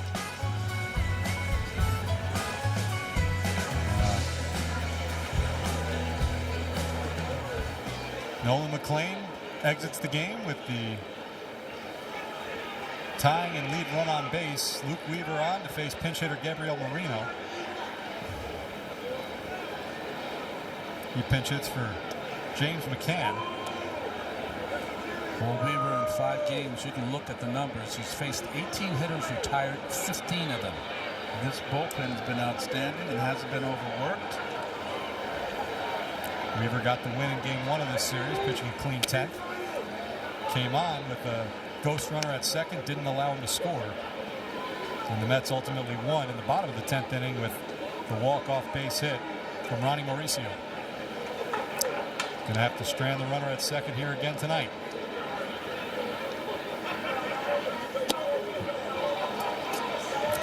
Falls behind 2-0. Well, got to throw a strike here.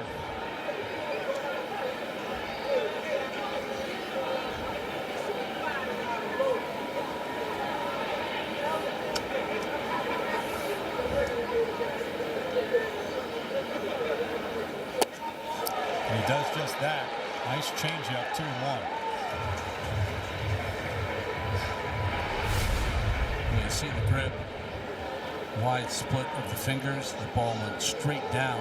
Why would you want, I'm up here 2-0, you want to swing at a changeup down the way? That might have been low. I think it's one of those kids, he just sold out, right? He's going to swing no matter what. Try to hit a 3-run homer.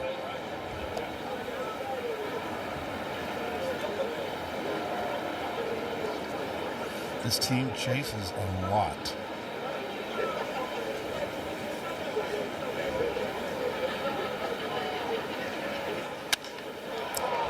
Shot into right field. Going back is Beatty at the track at the wall. It's over his head. The runner had a hold up at second, but Perdomo now being waved around third. He'll score the tying run. It is a pinch hit RBI game time double for Moreno. And we're all knotted up in one apiece.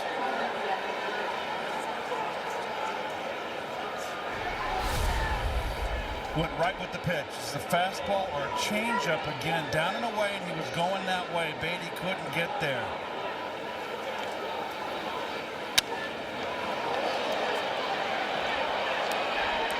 One out when you tag it up. I don't get that. I do not get that. You got to be halfway, more than halfway, and the runner on first has got to be around second base. Infield in now for Alec Thomas. Ground ball right to Vientos. He comes home with it. The bounce through, and they can't make the play. The Diamondbacks take the lead as Fernandez slides home safely. It's 2-1.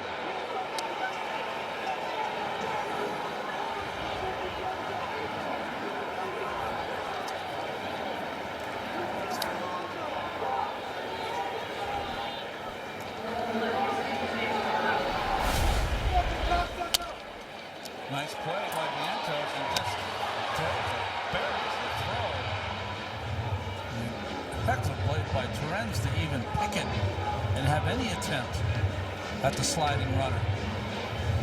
I don't know if he didn't get a proper grip, but he just spiked it into the ground. I just think the little telltale here about our strength up the middle defensively was taken care of in the offseason. Not the corner outfield in good positions. So the book closed now on Nolan McLean. 6 1/3, 3 hits, 2 runs, both earned, 2 walks and 8 strikeouts.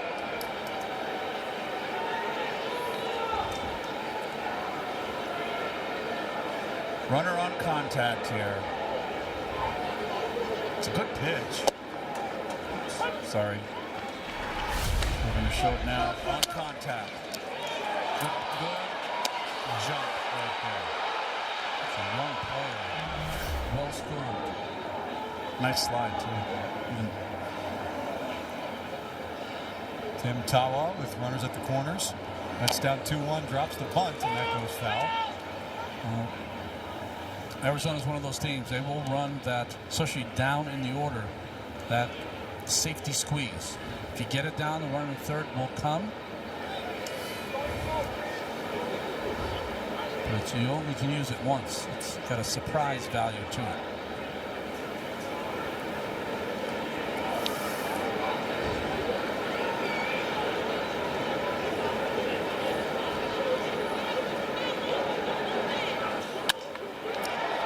Into center field. Robert there. A runner tagging. And no throw home. So a sacrifice flying an RBI for Tawa. And the Diamondbacks take a 3-1 lead here in the 7th. Boy, what a turnaround. What a sudden change of events. Well, the miscue by the Mets is what is going to be talked about defensively. But they worked a leadoff walk by Perdomo. They get a pinch hit double from Moreno. They get a sac fly from Tawa. Well manufactured innings by Arizona. had the fielder's choice and RBI from Thomas after Fernandez went on contact. The RBI double to right field was a tough play for Beatty. Very tough play.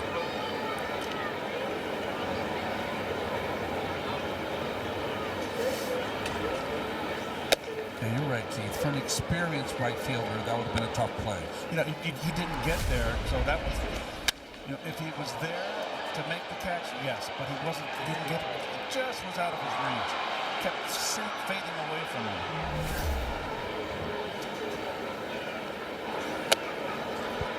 I mean, that ball was well struck. That's off opposite field, off the wall. Yeah.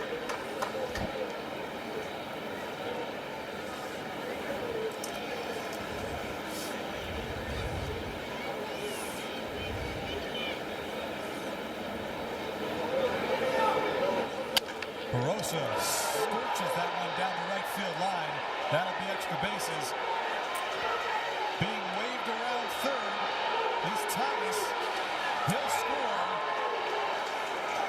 And the Diamondbacks with 4 runs in the 7th. Barossa, an RBI triple.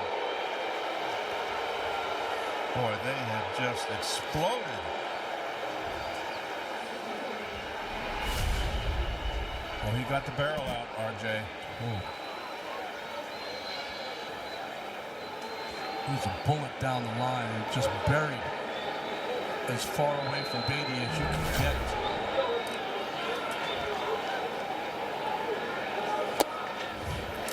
This is a team that hits a lot of triples, especially with Corbin Carroll. He's not in the line. Thomas has got a lot of speed. Yeah, he's digging.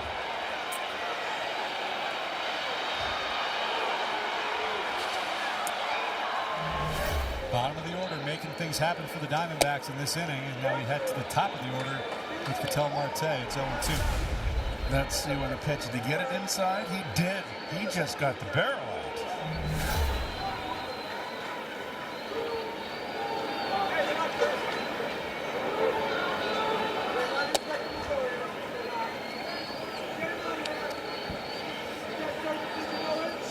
Nolan McLean, who was so good tonight, he'll end up right now potentially on the losing end.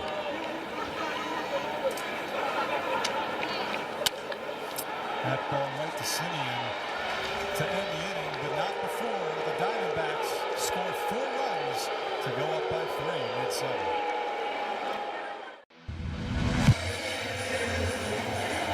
Cold night, but beautiful view of the big city. We get to the bottom of the 7th inning. Mets trailing the Diamondbacks 4-1 after Arizona scored 4 in the top half of the inning. Next up for the Mets, the Athletics come to town. Here are the probable starters, presented by Prevagen, Clay Holmes, and JT King tomorrow. Game on picks, and then it's back-to-back on SNY, Kodai Senga and Fred Peralta against Jacob Lopez and Aaron Savali. Well, Taylor Clark, who pitched in yesterday's game, threw 16 pitches, to close out yesterday afternoon's game or night game. I don't know how you figure that. 4:10 start. He's back out there today. Surprised he's brought him in again. Right?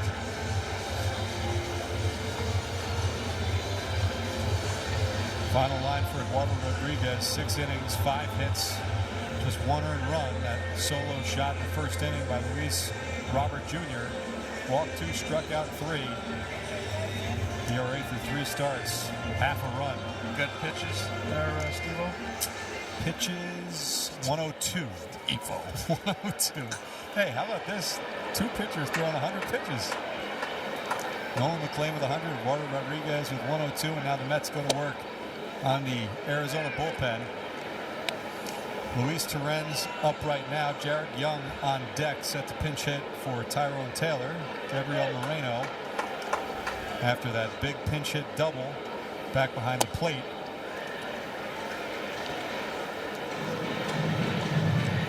Well, the Mets got 3 more cracks.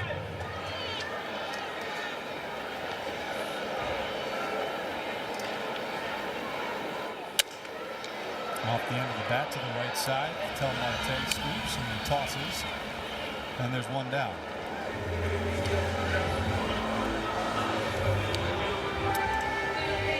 Jared Young from a nice start to the season for the Mets, 5 for 13. He'll be on the pinch hit for Tyrone Taylor. Mets pinch hitters overall have been really good, 4 for 9. Well, they also have 7 RBIs. They had 9 by their pitch hitters all last season. 7 RBIs by pinch hitters, a major league high.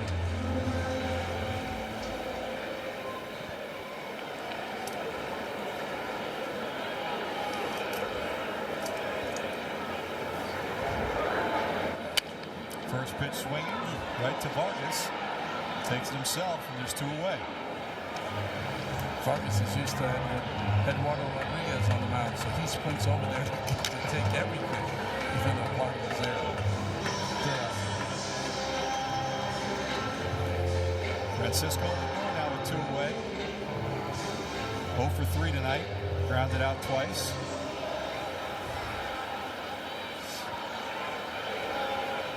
Luis Garcia up in the pen for the Mets.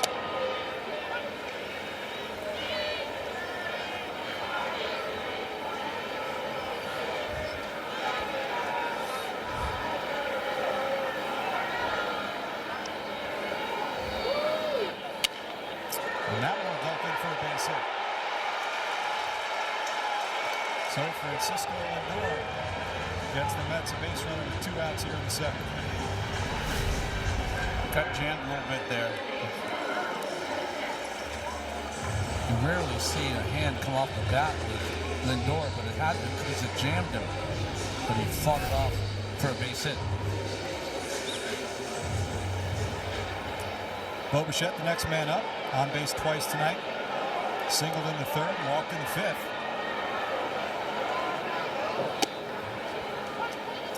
Takes a slider for strike 1. That big right side of the infield open for Bichette. Just want to keep the ball, the line moving, get Robert up there. A 3-run home run, and you're back in the hunt. You're tied up. Bichette falls behind 0-2. He's 3 for 5 in his career against Clark. 1 home run. Bo still looking for his first home run in blue and orange. Quick throw over and just get it back as Lindor.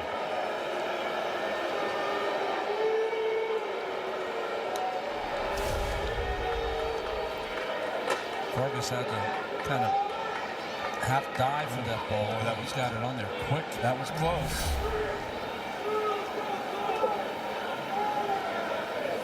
Nice block. Yeah, Moreno in that game now after that big pitch and double. Now catching. Big league block right here.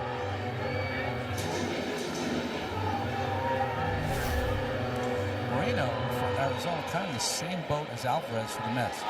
Both organizations waiting for these 2 kids to become superstars.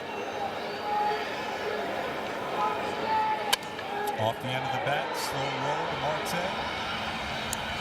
He tosses to first, and that retires the side. Mets strand 1. They're down 3. It's his 3rd start of the season after postgame. Now the biggest series these 2 teams have ever played came in the 1999 NLDS. There's Fonzie and Ray Ordonez, the big unit. Randy Johnson, Luis Gonzalez, Greg Swindell, the lefty. And there's the big hit right there. Todd Pratt, The Hulk. Tank. A walk-off winner by Todd Pratt in Game 4, 10th inning.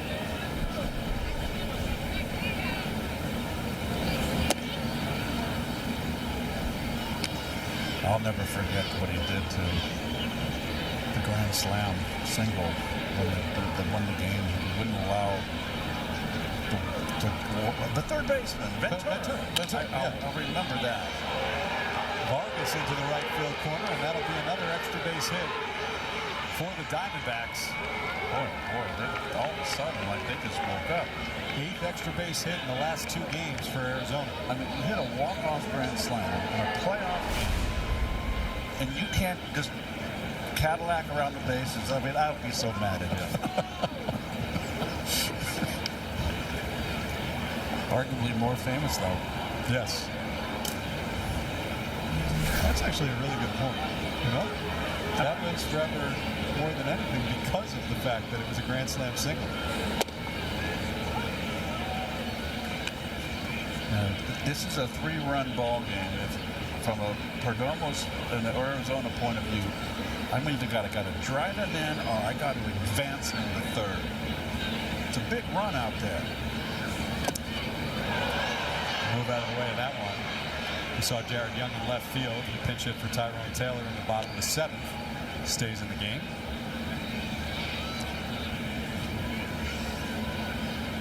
I did not see batting gloves. Good. I like Perdomo. All of a sudden, hey, I'm a big fan.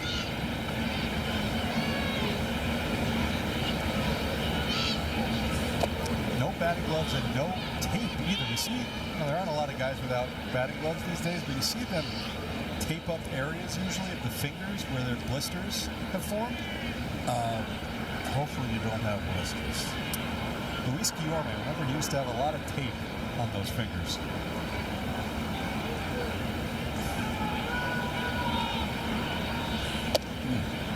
And it's 3-1.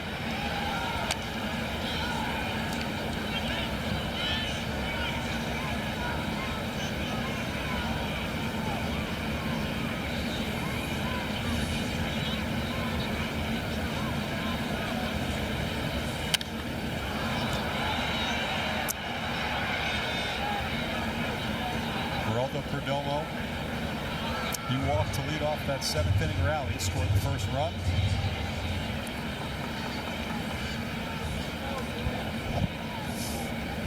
And here's the payoff from Garcia. That'll reach the seats, and we'll do it again. Well, Perdomo last year turned himself to one of the game's best shortstops. He's gotten off to a slow start, though, here.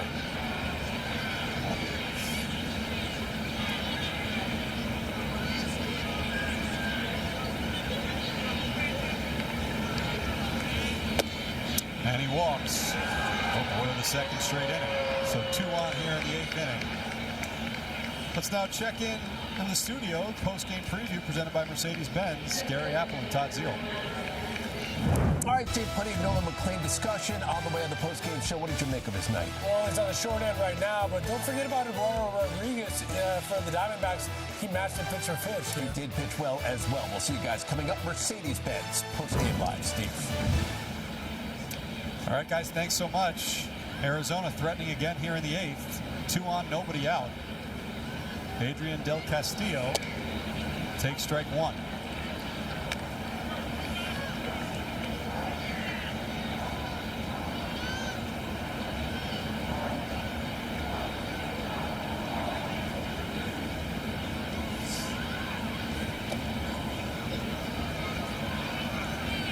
Del Castillo 0 for 3 tonight. 2 strikeouts.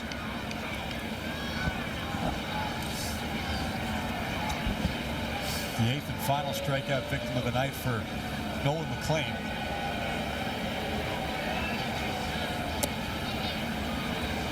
And it's 2-1.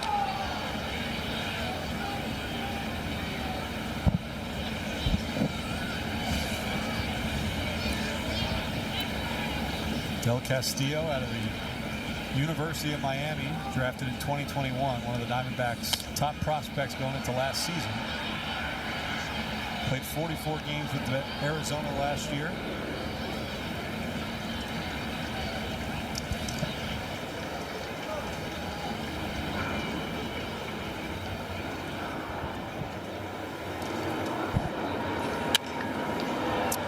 Into left field, going back is Young. That's over his head, and that'll score more. Being held up at 3rd is Perdomo, but Vargas crosses home plate. It's an RBI double for Adrian Del Castillo, and it's 5-1 Arizona. Jeez. Goes with the pitch. And in a little bit too shallow. Young, it's over his head. Good base running here by everyone. Yes, that's what Perdomo should have done in the other inning. But Perdomo does a nice job here. Watch Yes, getting out to second base, not going to score. Well, he was threatening, but held up there. Right. No outs. Boy, oh boy. It's like two different games, right? Boy, they just like, they were like sleepwalking through the first 6. Richard Lovelady getting warm in the Mets pen. Boy, did they wake up offensively. Well, McLean dominated for most of this night. And the Mets bullpen, we talked about it right off the top. The Mets bullpen had been so good early this season, but faltering here tonight. Well, you got to give some credit to Rodriguez keeping them close, as McLean was dealing. Not entirely in on the infield. Corners are in. Still nobody out for Jose Fernandez. 2 in scoring position. Mets down by 4. This is an at-bat where you can break the game open. Fernandez is the only guy that was able to figure out McLean. A double for the first hit and a single that knocked him out of the box. One of 4 doubles tonight for Arizona. And Fernandez behind 0-2.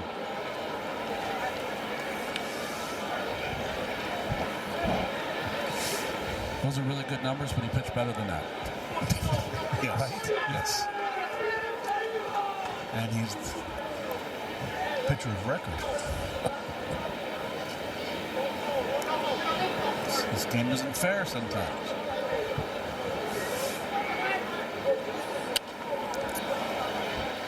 That'll reach the seats.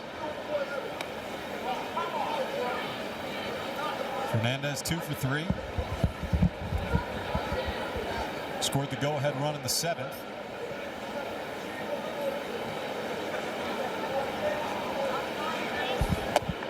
And he takes it low and inside.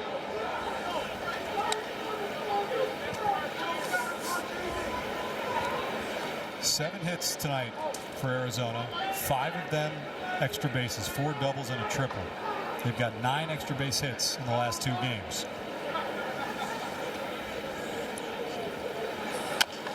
That's a soft ground ball. On contact goes the runner. He'll score. Bichette goes to first for out number 1. But another one across for Arizona as Perdomo makes it 6-1. Right play by Bichette. Very right play. He looked home. He had no chance. Well, this is the best start he's had in this young season. He really kicked it off by concentrating on establishing that fastball early, and then after that, anything he wanted to throw, he was throwing for a strike, strikeouts looking, curveballs, bending. Just a fabulous night for McLean, but let down by maybe the defense and the relief. I have a question. Why is Del Castillo still on second base, not advancing on that ground ball? I mean, there's no Folks, you want to help me out? It's rhetorical, right? There's no answer. I wish you could have seen Keith's face just now. Can you give us a replay? As perplexed as you were when you just realized. Ground ball, runner. You were befuddled. I mean, I already had him on the scorecard at third, and I look up, he's on second base. Moreno into the left center field gap. That one is one hop off the wall. Another extra base hit and another run scored. Wow. Gabriel Moreno, the RBI double, and it's 7-1. Boy, this might be the game that gets Arizona going. And they're doing this without their best hitter. Well, Keith Castillo made it to third.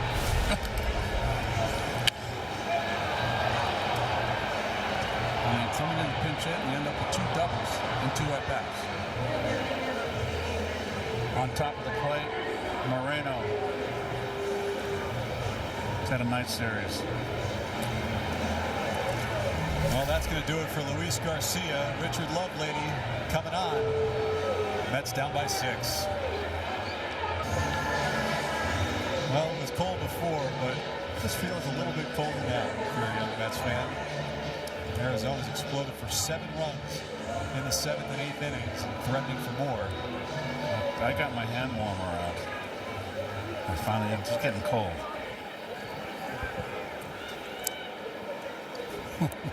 Hey, You take whatever blanket's going to work. It covers you both. And it feels like Halloween right now. Right.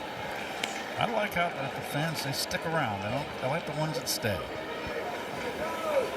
5th appearance for Richard Lovelady this season. Last time out, April 3rd in San Francisco. Hard ground ball to Vientos, takes it himself and advances. And there's 2 away.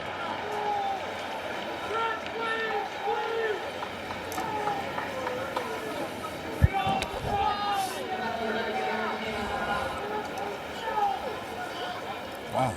It's a tale of 2 cities, this game. Oh, gosh, right?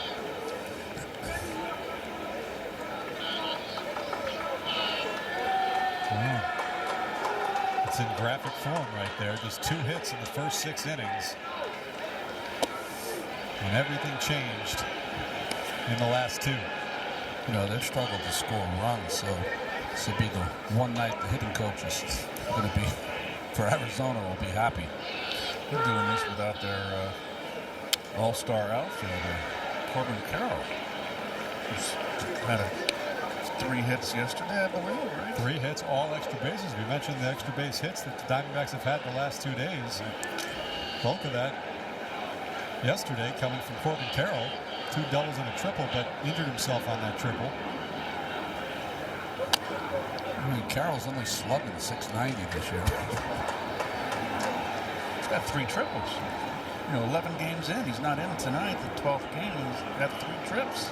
Yeah, he routinely gets double-digit triples every year. It's like Jerry Garcia, Captain Trips. And Tala takes strike 3 looking. But the Diamondbacks score 3 more. They're up 7-1.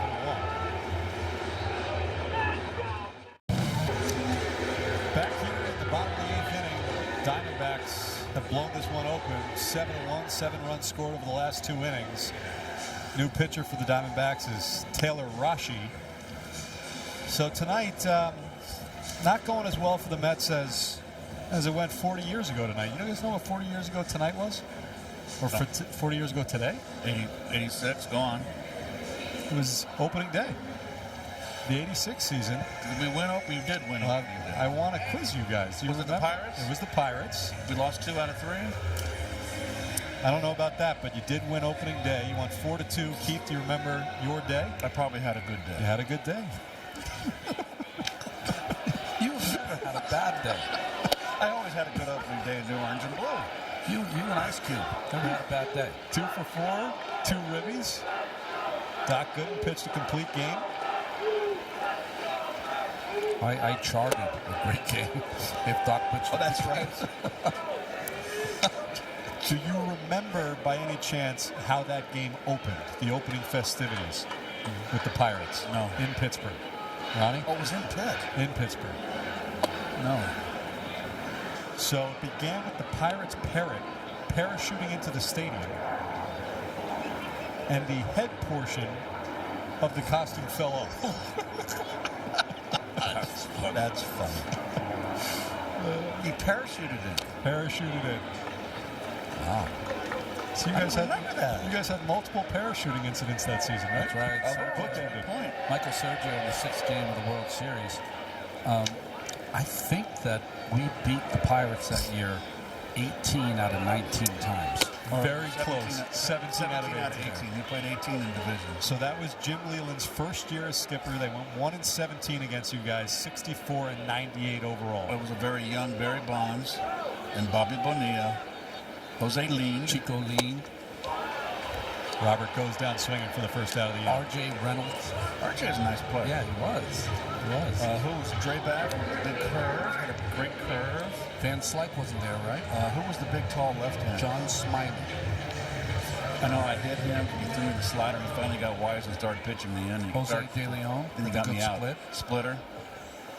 Isn't that funny how I remember Rod Scurry out of the pen?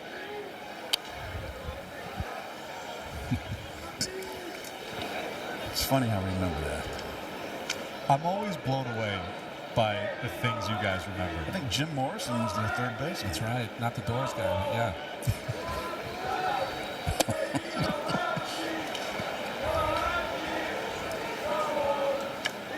Was that the year Al got thrown out by the umpire? And Al was down the first base dugout. The camera, that That was the year. That was the year.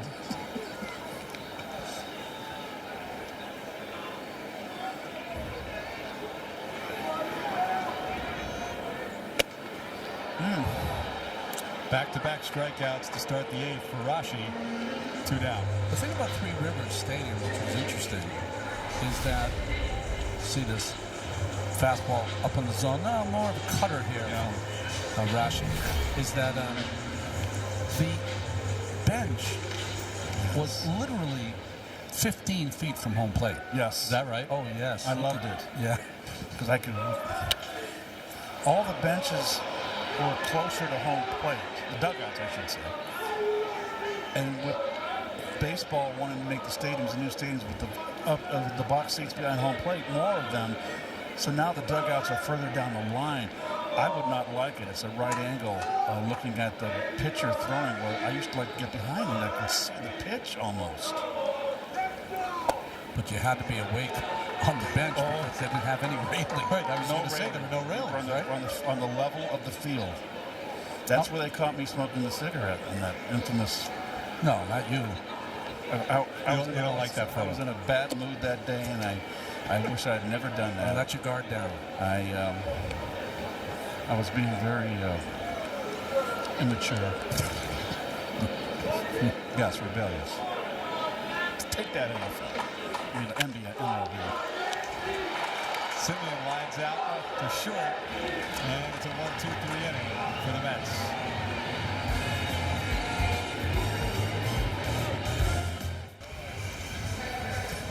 Tonight on Honda Sports Night, Thursday's Major League Recap, the Islanders fighting for their playoff lives, and the Knicks, Celtics possible playoff preview. It's all coming up on Honda Sports Night tonight after postgame, only on SNY. Well, you know, Steve, I read those notes, and I think I remember I read them yesterday. I think they're yesterday's notes. What? What happened on opening day? Hold on a second. They're yesterday's notes. I knew that. They're yesterday's I just want to let you hang yourself. I'll let you hang yourself. Let you hang out to Wait dry. a second. Oh, my gosh. All right. Happened yesterday. Mea culpa, one day late. So it was 40 years ago yesterday that the Parrots had fell off. And that I got 2 for 4. That you got 2 for 4. RBIs. Wait, let me look at I this. think the most amazing part of that story is Keith read the notes.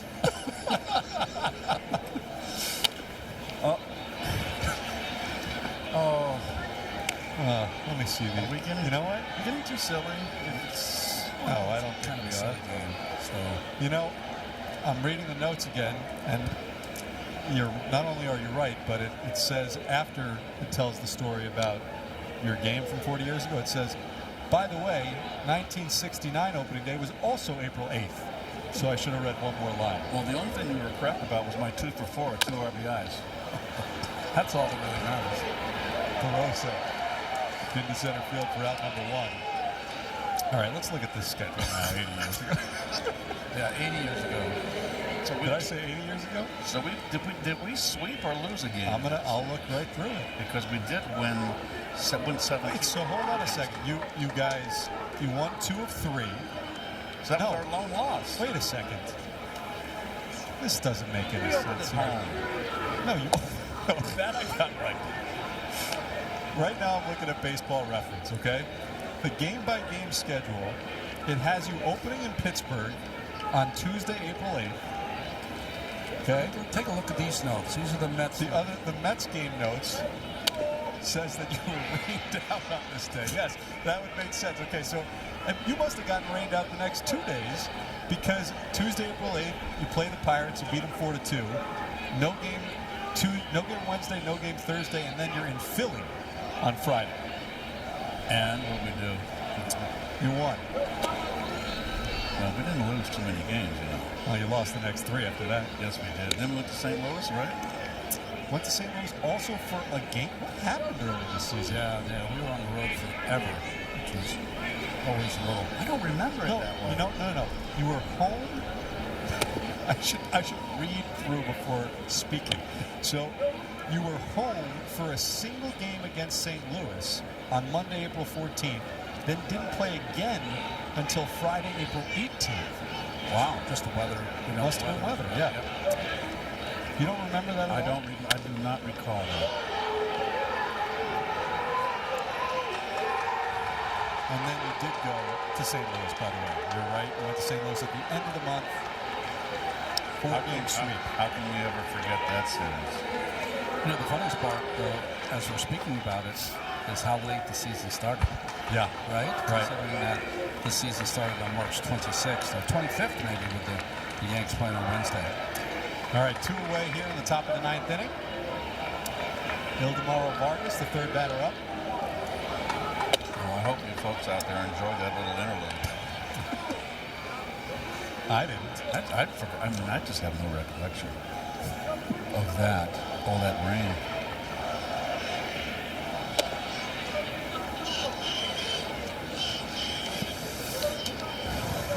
I mean, you really have a better chance of playing the games now because the fields and the way they take the amount of rain. I mean, Shea Stadium was Lake Shea if it got any rain. Richard Lovelady gets the Diamondbacks 1, 2, 3. Loud cheers as we head to the bottom of the ninth. Series. Well, they are an athletic team. They've got a good athletic speed in the outfield, and it just showed this entire series here at Citi Field. DeRosa with an RBI triple in the 7th inning today. But known mostly for that fine glove in the outfield. So last chance for the Mets. Francisco Alvarez will lead things off, down by 6. You're just joining us. Mets took a 1-0 lead on a Luis Robert Jr. home run at the bottom of the 1st inning. And for a while, it looked like that was going to hold up. Nolan McLean was sensational tonight. But after coming out in the 7th inning with a couple on, Luke Weaver unable to hold the Diamondbacks in check.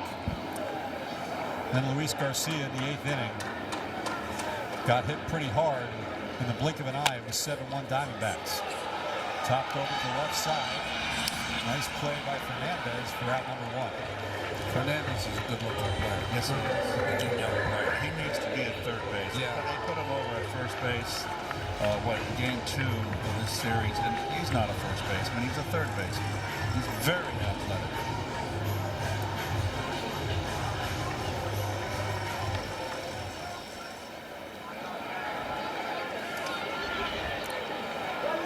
Here's Brett Beatty. Beatty 1 for 3. Takes strike 1.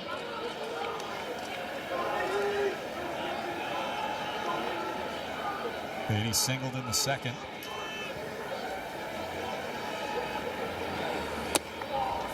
This is the kind of game right here, Steve, where as a hitter, you're down 7-1. You don't want to give up this at bat. You've got, whether you've got no hits, 2 hits, 3 hits, you want that base hit again, that last at bat. And how do you do that? Bear down. You do it when the game is sort of over. You bear down. You bear down. You just don't. You don't give in to it? Pete Rose told me that when I was a young player. You got 2, you want 3. You got 3, you want 4. Always be greedy. Well, Beatty goes down swinging, and the Mets are down to their final out. So what you're saying is you just don't give in to the normal human thought and reaction. That would be, this game's kind of over. Get him tomorrow. You just don't give in to that. That's not easily said, maybe harder to do. Got to appreciate these fans that are hanging in. Cold night, and it's turned into an ugly night.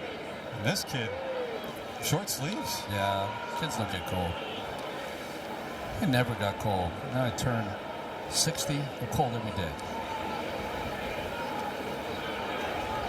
I mean, look at that. That should do it. Ground ball to short. Luis Torrens thrown out. 6-3. And that'll do it. Diamondbacks explode for 7 runs late They defeat the Mets by the final score of 7-1 to take the series. Well, McClain is the pitcher of record, goes 1-1 and was really brilliant.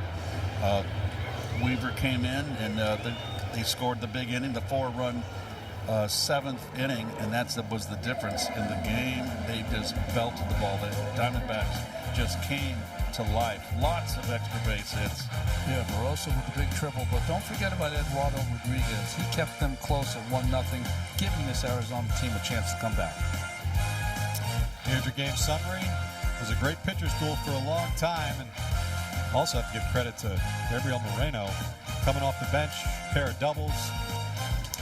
Final score 7-1. Diamondbacks improved to 7-6. Mets dropped to 7-6. New York Mets baseball on SMY is brought to you by Hyundai. Test drive a new Hyundai today, only at your local Hyundai dealer. By Spectrum. It's internet, mobile, and streaming TV, all from one place. By Tunnels to Towers. Donate $11 a month and amplify your impact with a car or land donation at t2t.org. And by Infinity. Experience their luxury SUV at your local retailer today. Once again, the final score in this one, Diamondbacks 7, Mets 1. Our next telecast will be on Picks tomorrow as the Athletics come to town. Clay Holmes will be on the mound, taking on JT Ginn. Our next SNY game will be Saturday, 4 o'clock start. Our coverage begins at 3:30 as Kodai Senga takes the mound. We're going to take a break, but coming up, Todd Zeal, Gary Apple, after this commercial break. For Keith Hernandez, Ron Darling, and our entire SNY crew, I'm Steve Gelbs. Have a great night.